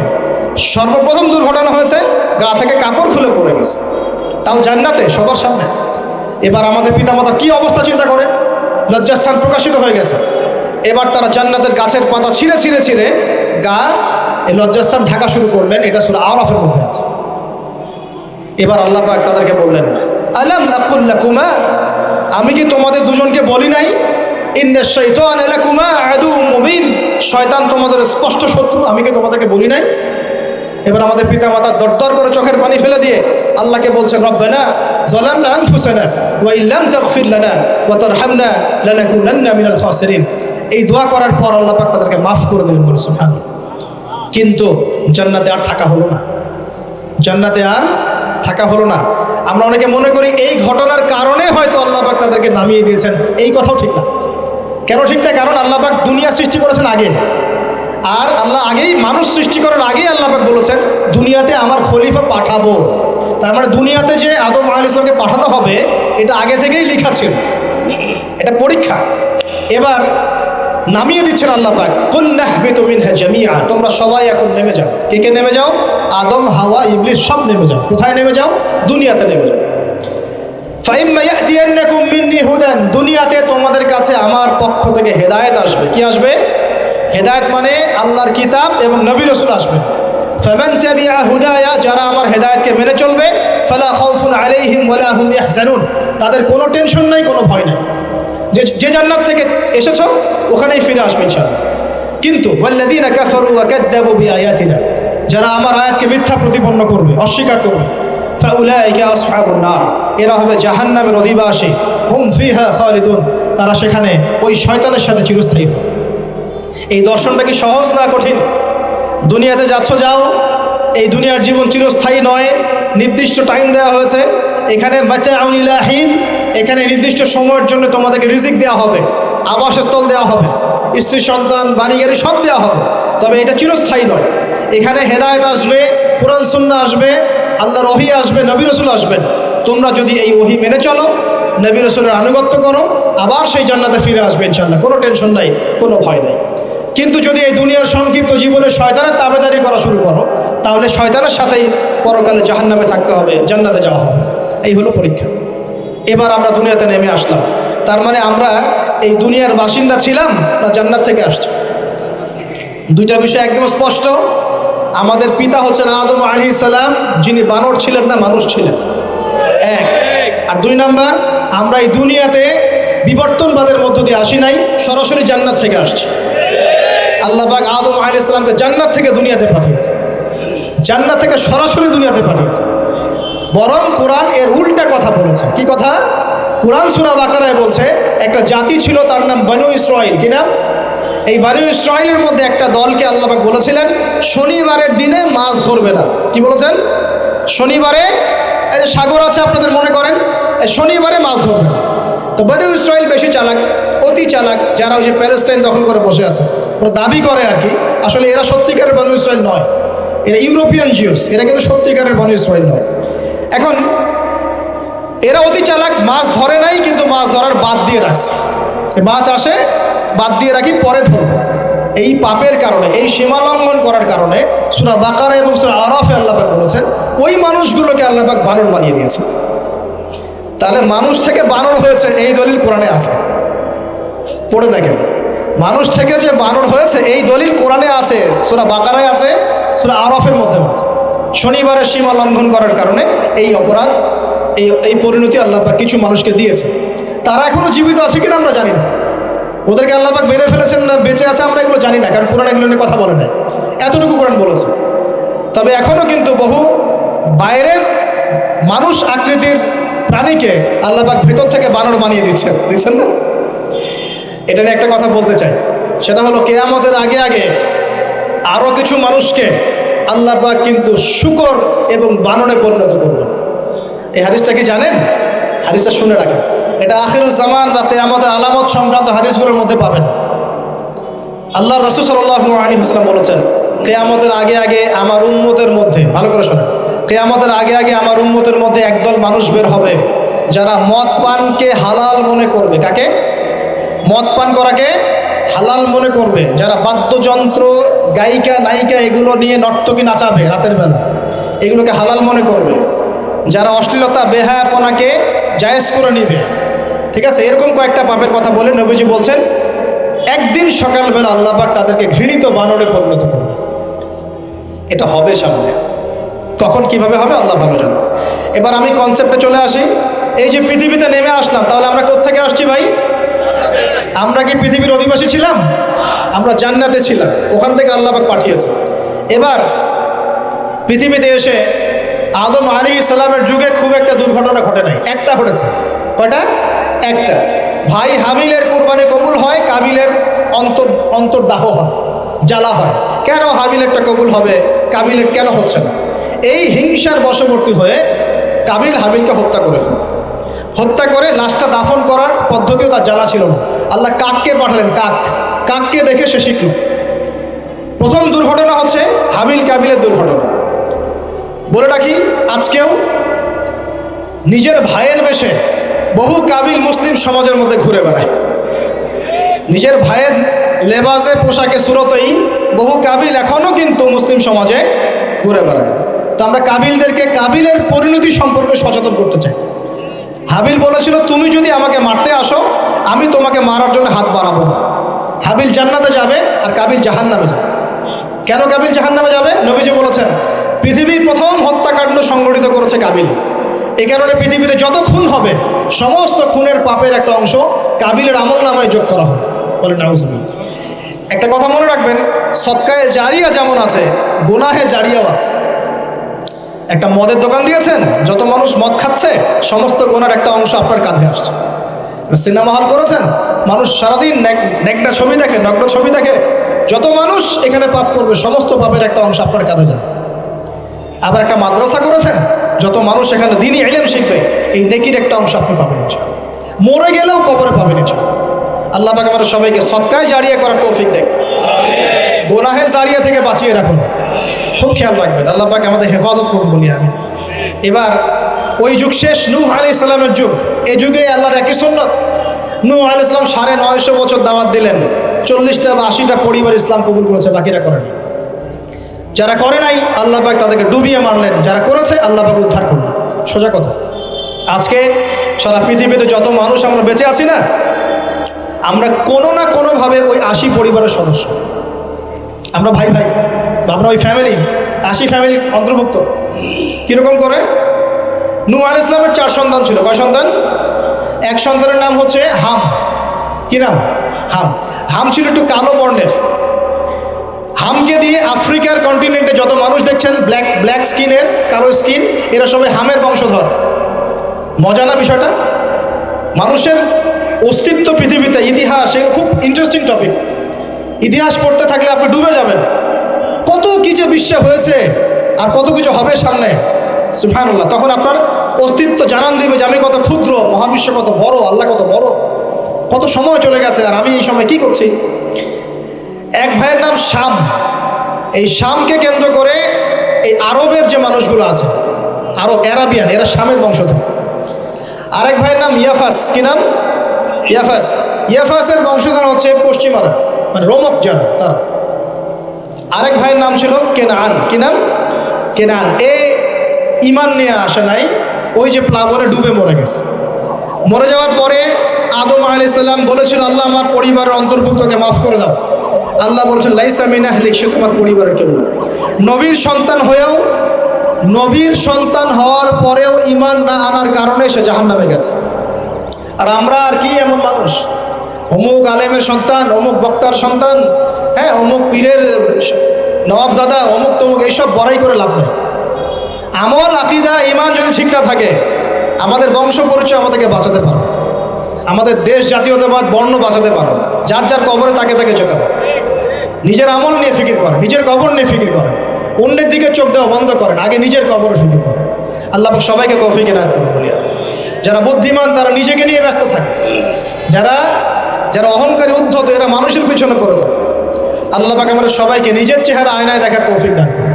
হ্যাঁ প্রিয় ভাইরা, নূহ আলাইহিস সালামের যুগ চলে গেল, 950 বছর দাওয়াত দেওয়ার পরে এই পরিণতি হয়েছে। এরপরে আসছে ইব্রাহিম আলাইহিস সালামের সময়, আল্লাহ পাক তাকে উদ্ধার করেছেন, অগ্নি পরীক্ষা থেকে বাঁচিয়েছেন, নমরুদকে আল্লাহ পাক ধ্বংস করেছেন। আল্লাহ পাক এরপরে এনেছেন আদ জাতি, আদ জাতির হুদ আলাইহিস সালাম এবং তার অনুসারীদেরকে আল্লাহ পাক বাঁচিয়েছেন, বাকিদেরকে ধ্বংস করে দিয়েছেন ঝড় দিয়ে, বায়ু প্রবাহ দিয়ে। সামুদ জাতি এসেছে, সামুদ জাতিকে আল্লাহ পাক ধ্বংস করেছেন বজ্রপাত দিয়ে, বিদ্যুৎ দিয়ে। আর সালেহ আলাইহিস সালাম এবং তার অনুসারীদেরকে বাঁচিয়ে দিয়েছে। ফেরাউনের যুগ এসেছে, আল্লাহ পাক মূসা আলাইহিস সালাম এবং বনু ইসরাইলকে বাঁচিয়েছেন, ফেরাউনকে ডুবিয়ে মেরেছেন লোহিত সাগরে। ঈসা আলাইহিস সালামের যুগ আসছে, একই সুন্নাত। ঈসা আলাইহিস সালামকে আল্লাহ পাক শুধু রক্ষাই করেন নাই, নিজের কাছে উঠিয়ে নিয়েছেন। সুবহানাল্লাহ। তিনি আবারও আসবেন পৃথিবীতে ইনশাআল্লাহ। যতদিন না তিনি আসছেন এবং এই পৃথিবীতে 40 বছর রাজত্ব না করছেন, কিয়ামত হবে না ইনশাআল্লাহ। যতদিন পর্যন্ত ঈসা আলাইহিস সালাম আবার ব্যাক না করছেন এবং এই জেরুজালেম থেকে সারা বিশ্বে খিলাফা কায়েম না করছেন, 40 বছর শাসন না চালাচ্ছেন, কিয়ামতও হবে না ইনশাআল্লাহ। এটা সামনে অপেক্ষা করছে। এবং নবী সাল্লাল্লাহু আলাইহি ওয়াসাল্লামের যুগে আবু জাহেল, আবু লাহাব বা সাহেবাদেরকে আল্লাহ পাক ধ্বংস করেছেন, আল্লাহর নবী এবং সাহাবীদেরকে আল্লাহ পাক সম্মানিত করেছেন। আপনি কি পুরো হিস্ট্রির মধ্যে একটা সুন্নত দেখতে পাচ্ছেন, কমন সুন্নত? কি সুন্নত? প্রত্যেক যুগে যুগে যারাই আল্লাহর ওই যে বিধান মেনে চলেছে, সমকালীন নবী রাসূলদের আনুগত্য করেছে, আল্লাহ পাকের আনুগত্য করেছে, আল্লাহ পাক তাদেরকে উদ্ধার করেছেন দুনিয়াতেও পরকালে। প্রত্যেক যুগে যুগে যারাই আল্লাহকে মানে নাই, রাসূলকে মানে নাই, আল্লাহর আসমানি কিতাবকে মানে নাই, বিরুদ্ধাচরণ করেছে, কুফরি করেছে, শিরক করেছে, আল্লাহ পাক সবাইকে ধ্বংস করে দিয়েছেন, কারো কোনো পরোয়া করেন। এই সিলসিলা আজও অব্যাহত আছে, আগামীতেও থাকবে ইনশাআল্লাহ। এখন আমরা যারা এখন বেঁচে আছি, আমরা নবী সাল্লাল্লাহু আলাইহি ওয়াসাল্লামের ইন্তেকালের প্রায় 1450 বছর পরের মানুষ। আল্লাহর নবী এসেছেন এমন সমাজে, যে সমাজে শিরকের পাপ চলছে, সুদের পাপ চলছে, দুর্নীতি চলছে, আপনার কন্যা সন্তানকে জীবিত হত্যা করা হচ্ছে, আপনার মাদকদ্রব্যের সয়লাভ চলছে, মেয়েদের অধিকার দেওয়া হচ্ছে না, হ্যাঁ, গোত্রীয় হানাহানি চলছে। ওই সমাজটাকে তিনি 23 বছরের মধ্যে পাল্টে ফেললেন। কত বছর? 23 বছর। কিভাবে পাল্টালেন? উত্তর, তিনি প্রথমে জ্ঞানের চর্চা করেছেন। কিসের চর্চা? জ্ঞানের। আল্লাহ পাক প্রথম ওহী নাযিল করেছেন, ইকরা বিসমি রাব্বিকাল্লাযী খালাক, পড়ুন আপনার রবের নামে যিনি আপনাকে সৃষ্টি করেছেন। নবী সাল্লাল্লাহু আলাইহি ওয়াসাল্লাম সাহাবীগণ কোরআনের 6টা হক আদায় করেছেন। কয়টা হক? 6টা। তারা কোরআন পড়া শিখেছেন। আমরা সবাই কোরআন পড়া শিখবো তো ইনশাআল্লাহ। তারা কোরআনের অর্থ শিখেছেন। আমরা কোরআনের অর্থ শিখবো তো ইনশাআল্লাহ। তারা কোরআনের আদেশগুলো মেনেছেন। আমরা কোরআনের সব আদেশ মানবো তো ইনশাআল্লাহ। তারা কোরআনের সমস্ত নিষেধগুলো বর্জন করেছে, আমরা নিষেধ বর্জন করবো তো ইনশাআল্লাহ। তারা কোরআনের দাওয়াত মানুষের কাছে পৌঁছে দিয়েছেন, আমরা কোরআনের দাওয়াত দিব তো ইনশাআল্লাহ। এবং 6 নাম্বার, তারা কোরআনের বিধানগুলোকে বাস্তবায়ন করেছে, আমরাও বাস্তবায়নের চেষ্টা করবো তো ইনশাআল্লাহ। এই 6টা হক আদায়ের ফলে 23 বছরের ব্যবধানে জাহেলি মক্কা একদম সোনালী মক্কায় পরিণত হয়েছে। 23 বছর পরের মক্কায় আপনি কোনো সুদ পাবেন, কোনো শিরক পাবেন, কোনো মূর্তি পূজা পাবেন, কোনো মেয়ের অপমাননা পাবেন, কোনো জেনা, কোনো ব্যভিচার, কোনো ধর্ষণ, কিচ্ছু পাবেন? 23 বছর পরের মক্কায় কোনো পাপ পাবেন না। কিভাবে সমাজ পরিবর্তন হলো? এই কোরআনের হক আদায়ের মধ্য দিয়ে হয়েছে, নবীর সুন্নাত প্রতিষ্ঠার মধ্য দিয়ে হয়েছে। এরপর কি থেমে গিয়েছিল? উত্তর, না। এরপর আবু বকর সিদ্দিকের যুগ এসেছে, প্রায় 2 থেকে আড়াই বছর তিনি শাসন কার্য চালিয়েছেন। ওই যুগে কি মানুষ আবার খারাপ হয়ে গিয়েছিল? উত্তর, না। বরং ইসলাম আরও বেগবান হয়েছে আলহামদুলিল্লাহ। এরপর এসেছে ওমর রাদিয়াল্লাহু আনহুর যুগ। কত বছর? প্রায় 10 বছর। কত বছর? 10 বছর। এই 10 বছরে কি মুসলিমরা আবার খারাপ হয়ে গিয়েছিল? ওমর রাদিয়াল্লাহু আনহুর কোর্টের মধ্যে কি প্রতিদিন কেস আসতো? সারা বছরে একটা কেসও আসতো না। মানুষ এত ভালো ছিল, সারা বছরে একটা কেসও আসতো না। বরং যারা রাষ্ট্রীয় পর্যায়ে দায়িত্বশীল ছিল তারা এসে বলতো যে আমাদের ভাতাগুলো বন্ধ করে দেন, বসে বসে বেতন নিব কেন, কোনো তো কেসই আসে না, বসে থাকবো কেন। এরকম সমাজ ছিল। একজন ব্যক্তি খুঁজে পাওয়া যেত না যে নামাজ পড়ে না, একজন মুসলিম পাওয়া যেত না যে যাকাত দেয় না সামর্থ্য থাকলে, এমন মুসলিম খুঁজে পাওয়া যেত না যে কোরআন পড়তে জানে না, হাদিসের চর্চা করে না, যে দাওয়াতি কাজ করে না, যে আল্লাহর পথে দাওয়াত এবং জিহাদে আত্মনিয়োগ করে না, এমন মুসলিমই খুঁজে পাওয়া যেত।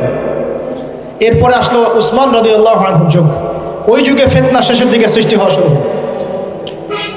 কোন বিষয়কে কেন্দ্র করে? কোরআন সংকলনকে কেন্দ্র করে ফিতনা সৃষ্টি হলো।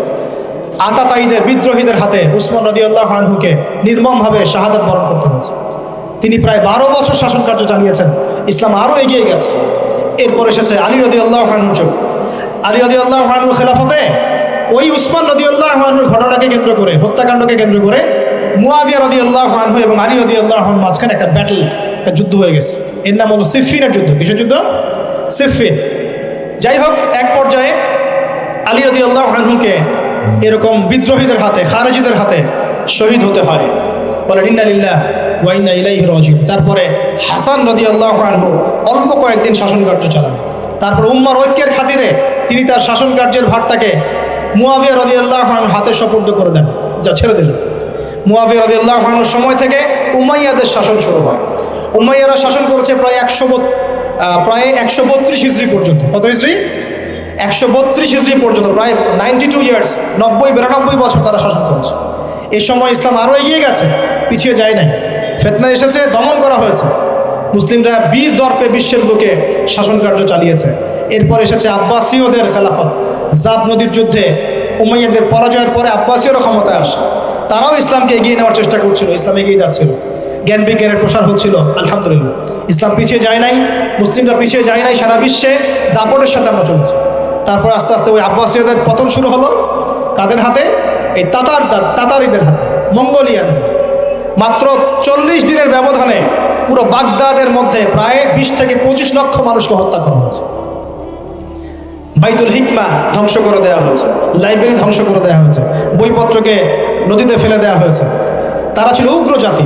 মঙ্গোলিয়ানদের নাম শোনে নাই? হালাকু খান নাম শুনেছেন? চেঙ্গিস খান, হালাকু খান নাম শোনে নাই? ওদের হাতে মুসলিমদের ব্যাপক দমন পীড়ন সহ্য করতে হচ্ছে। এভাবে যুগে যুগে তারপর ক্রুসেডাররা আসছে। ক্রুসেড 1টা 2টা 3টা ক্রুসেড হচ্ছে। আস্তে আস্তে উসমানীয়দের রাইজিং হয়েছে, ফাতেমি খেলাফত এসেছে, মামলুকদের শাসন এসেছে, এদিকে মোগলরা শাসন করেছে, কর্ডোভার দিকে আব্দুর রহমান তারা শাসন করেছে। মানে এক কথায় সারা বিশ্বে মুসলিম শাসন ছিল।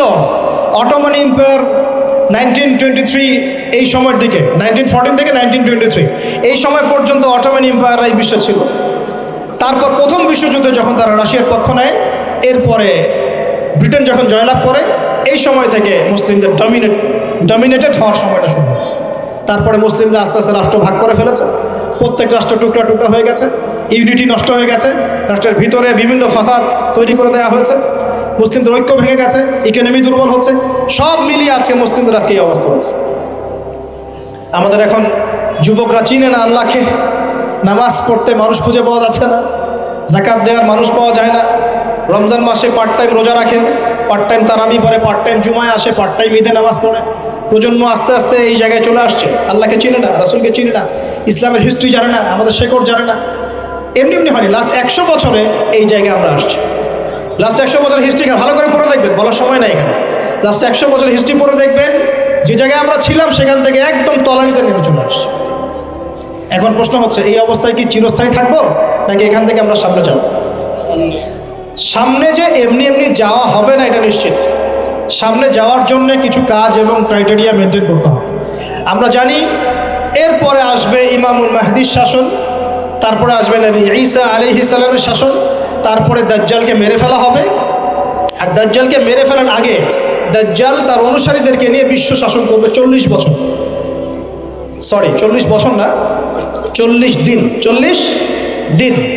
প্রথম দিন হবে 1 বছরের সমান, দ্বিতীয় দিন হচ্ছে 1 মাস, তৃতীয় দিন 1 সপ্তাহের সমান। তারপরে দিনগুলো আমাদের দিনের মতোই। এরপরে ঈসা আলাইহিস সালামের আগমনের মধ্য দিয়ে তার ধ্বংস হবে। এরপর ইয়াজুজ আর মাজুজ বের হবে। ইয়াজুজ আর মাজুজ খুব হিংস্র হবে, তাদেরকে হত্যা করার ক্ষমতা মুসলিমদের থাকবে না। মুসলিমরা তুর পাহাড়ে আশ্রয় নেবে। আল্লাহ পাকের গজবে তাদের ঘাড়ের মধ্যে একটা ভাইরাস জন্ম নেবে, এতে তারা মারা যাবে। বড় বড় নখরওয়ালা প্রাণী আল্লাহ পাঠাবেন, পাখি, এরা এসে এদেরকে উঠিয়ে উঠিয়ে কোনো জায়গায় ফেলে দিবে, মহাবিশ্বের কোনো এক জায়গায় এনে ফেলে দেবে। তারপর আল্লাহ পাক বৃষ্টি বর্ষণ করবেন, প্রচুর বৃষ্টি বর্ষিত হবে এবং বিশ্বের এই জমিনটা উর্বর হবে। তখন একটা ডালিম দেখেছেন? একটা ডালিম একটা পরিবার খাবে। একটা ডালিমের খোসার মধ্যে একটা পরিবার আশ্রয় নিতে পারবে। এত বড় বড় ফসল হবে। 40 বছর ঈসা আলাইহিস সালাম এই বিশ্বকে শাসন করবেন, ন্যায়ের ভিত্তিতে, আদালতের ভিত্তিতে। ঘাটে মহিষে 1 ঘাটে পানি খাবে, বাঘে মহিষে 1 ঘাটে পানি খাবে, কেউ কারো উপর জুলুম করবে না।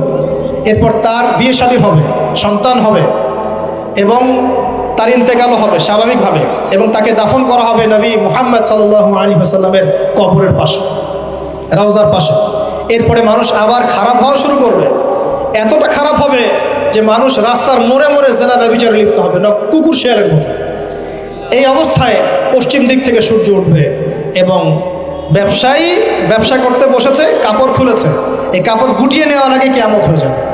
একজন ব্যক্তি পানির বোতল খুলেছে, পানি মুখে দেওয়ার আগেই কিয়ামত হয়ে যাবে। একজন ব্যক্তি বাসা থেকে বের হয়েছে, বাসায় ফেরত যাওয়ার আগে কিয়ামত হয়ে যাবে। উঠকে পানি পান করানোর আগে কিয়ামত হয়ে যাবে। ওই সময় তওবার দরজা বন্ধ হয়ে যাবে। এই ইসরাফিল আলাইহিস সালাম সিংহায় ফুঁক দিয়ে দিবেন, মহাবিশ্ব ধ্বংস হয়ে যাবে। আল্লাহ পাক দ্বিতীয় ফুৎকারের মধ্য দিয়ে আবার সবাইকে উঠাবেন এবং এই দুনিয়ার জীবনে আমরা যে কাজগুলো করেছি এর হিসাব আমাদেরকে দিতে হবে। সেদিন যদি আমরা আল্লাহর কাছে প্রত্যেকটা কাজের হিসাব দিতে পারি, কোরআন সুন্নাহর উপর থাকতে পারি, আল্লাহর বিধিবিধান মেনে চলতে পারি, এই কারাগারের জীবনে আল্লাহর বিধান মেনে চলতে পারি, ইনশাআল্লাহ যেই জান্নাত থেকে আসছি আবার সেখানে ফিরে যাবো। আর যদি ওই দিন আমরা হিসাব দিতে ব্যর্থ হই, আল্লাহ না করুক, তাহলে ওই ইবলিসের সাথে, তার অনুসারীদের সাথে আমাদের সবাইকে জাহান্নামে থাকতে হবে বলে নাউজুবিল্লাহ। এভাবে হিস্ট্রি শুরু হয়েছে, হিস্ট্রি শেষ হবে। এই দুনিয়া চিরস্থায়ী হবে না, আর আমাদের অবস্থা এমন থাকবে না। এখন শেষ কথা হচ্ছে, এই অবস্থা থেকে উত্তরণের জন্য আমাদের কি করণীয় হচ্ছে? উত্তর, আমাদের প্রথম দরকার জ্ঞান চর্চা। কি দরকার ভাই? জ্ঞান চর্চা। প্রচুর জ্ঞান চর্চা প্রয়োজন, জ্ঞান নাই কিছুই করতে পারবো না। দ্বিতীয় কাজ হলো আমাদের সবার দরকার জানা অনুযায়ী আমল করা। জানা অনুযায়ী আমল করা, যে যত বেশি জানি আমল করার চেষ্টা করি, আল্লাহ পাক তৌফিক দান করুন। এরপর দরকার আদর্শ পরিবার গড়ে তোলা। পারিবারিক আদর্শ সুন্দর হলে পরে সমাজটা সুন্দর হবে ইনশাআল্লাহ। আল্লাহ পাক আমাদের সবাইকে আদর্শ পরিবার গড়ার তৌফিক দান। দিনদার মেয়েকে বিয়ে করবেন, দিনদার ছেলেকে বিয়ে করবেন, অল্পে তুষ্ট থাকবেন, পরিবারের বিষয়ে সবর করবেন এবং সন্ততিদেরকে মানুষ করে যাওয়ার চেষ্টা করবেন। এরপর দরকার আমাদের হালাল রিজিক। সবাই যদি হালাল রিজিকে সন্তুষ্ট থাকি, সমাজের মধ্য থেকে অন্যায় এমনি অটোমেটিক কমে যাবে ইনশাআল্লাহ। প্রত্যেকটা কাজ করার আগে চিন্তা করব কিভাবে করলে হালাল হবে, কিভাবে করলে হারাম হবে। এরপর দরকার নবী সাল্লাল্লাহু আলাইহি ওয়াসাল্লামের সুন্নাহ মাফিক জীবন গড়া। 24 ঘন্টার দিন রাতে যে কাজগুলো আছে, এই কাজগুলোকে নবীর সুন্নত অনুযায়ী করার চেষ্টা করব, আল্লাহ পাক তৌফিক দান করুন বলি। আরও দরকার আমর বিল মারুফের কাজ করা, মানে সৎ কাজে আদেশ করা। আমাদের সবাইকেই দাওয়াতি কাজ করতে হবে। একজন দুজন করবে, বাকিরা করবে না এমন নয়, সবাইকেই পার্ট টাইম হলেও দাওয়াতি কাজ করতে হবে। নামাজ আপনি পড়ছেন, নামাজের দাওয়াত দেন। আপনি যাকাত দিচ্ছেন, যাকাতের দাওয়াত দেন। আপনি রমজান মাসে রোজা রাখছেন, অন্য ভাইকেও রোজা রাখতে উৎসাহিত করেন। আপনি সুদ খাচ্ছেন না, অন্য ভাইকেও নিষেধ করেন, ভাই আপনিও খায়েন। আমি যা করি সেটা আপনি অবশ্যই প্রচার করবেন, আপনি যা করেন সেটা আপনি প্রচার করবেন, যা করেন না সেটা বলতে যাওয়ার দরকার নেই। তবে হ্যাঁ, আমলের কথা আপনি বলতেই পারেন। যদি আপনি তাহাজ্জুদ নিয়মিত করতে নাও পারেন, মানুষকে আপনি বলতে পারবেন তাহাজ্জুদের নামাজ পড়েন, তাহাজ্জুদ নামাজ পড়া ভালো। ইনশাআল্লাহ আস্তে আস্তে আপনি নিজেও আমল করার চেষ্টা করবেন, আল্লাহ পাক তৌফিক দান করুন। আমর বিল মারুফ, সৎ কাজে আদেশ করতে হবে। আরেকটা হচ্ছে অসৎ কাজে নিষেধ করতে হবে। সৎ কাজে শুধু আদেশ করলেই হয় না, অসৎ কাজেও কি করতে হয়? নিষেধ করতে হয়। মনে রাখবেন, শুধু সৎ কাজে আদেশ করলেই জীবনেও কোনোদিন আপনার উপর কোনো বালা মুসিবত, বিপদ আপদ, গালি তহমত আসবে না। যখন আপনি সৎ কাজে আদেশের সাথে সাথে অসৎ কাজেও নিষেধ করা শুরু করবেন, তখন চতুর্দিক থেকে আপনার উপরে বাধা আসা শুরু হবে। এটাই সুন্নাত। তবে এটা নবীর সুন্নাত। আল্লাহ পাক বলছেন, কুনতুম খায়রা উম্মাহ উখরিজাত লিন-নাস তা'মুরুনা বিল মা'রুফ ওয়া তানহাউনা আনিল মুনকার ওয়া তু'মিনুনা বিল্লাহ।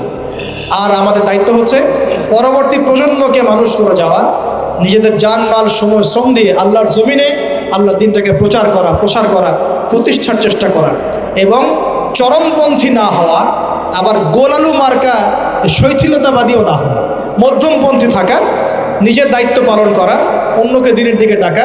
আমাদের ঊর্ধ্বতন কর্তৃপক্ষ যারা থাকবে সবার সামনে ইসলামটাকে যুগোপযোগীভাবে সত্য মিথ্যাকে স্পষ্ট করে দিয়ে উপস্থাপন করে।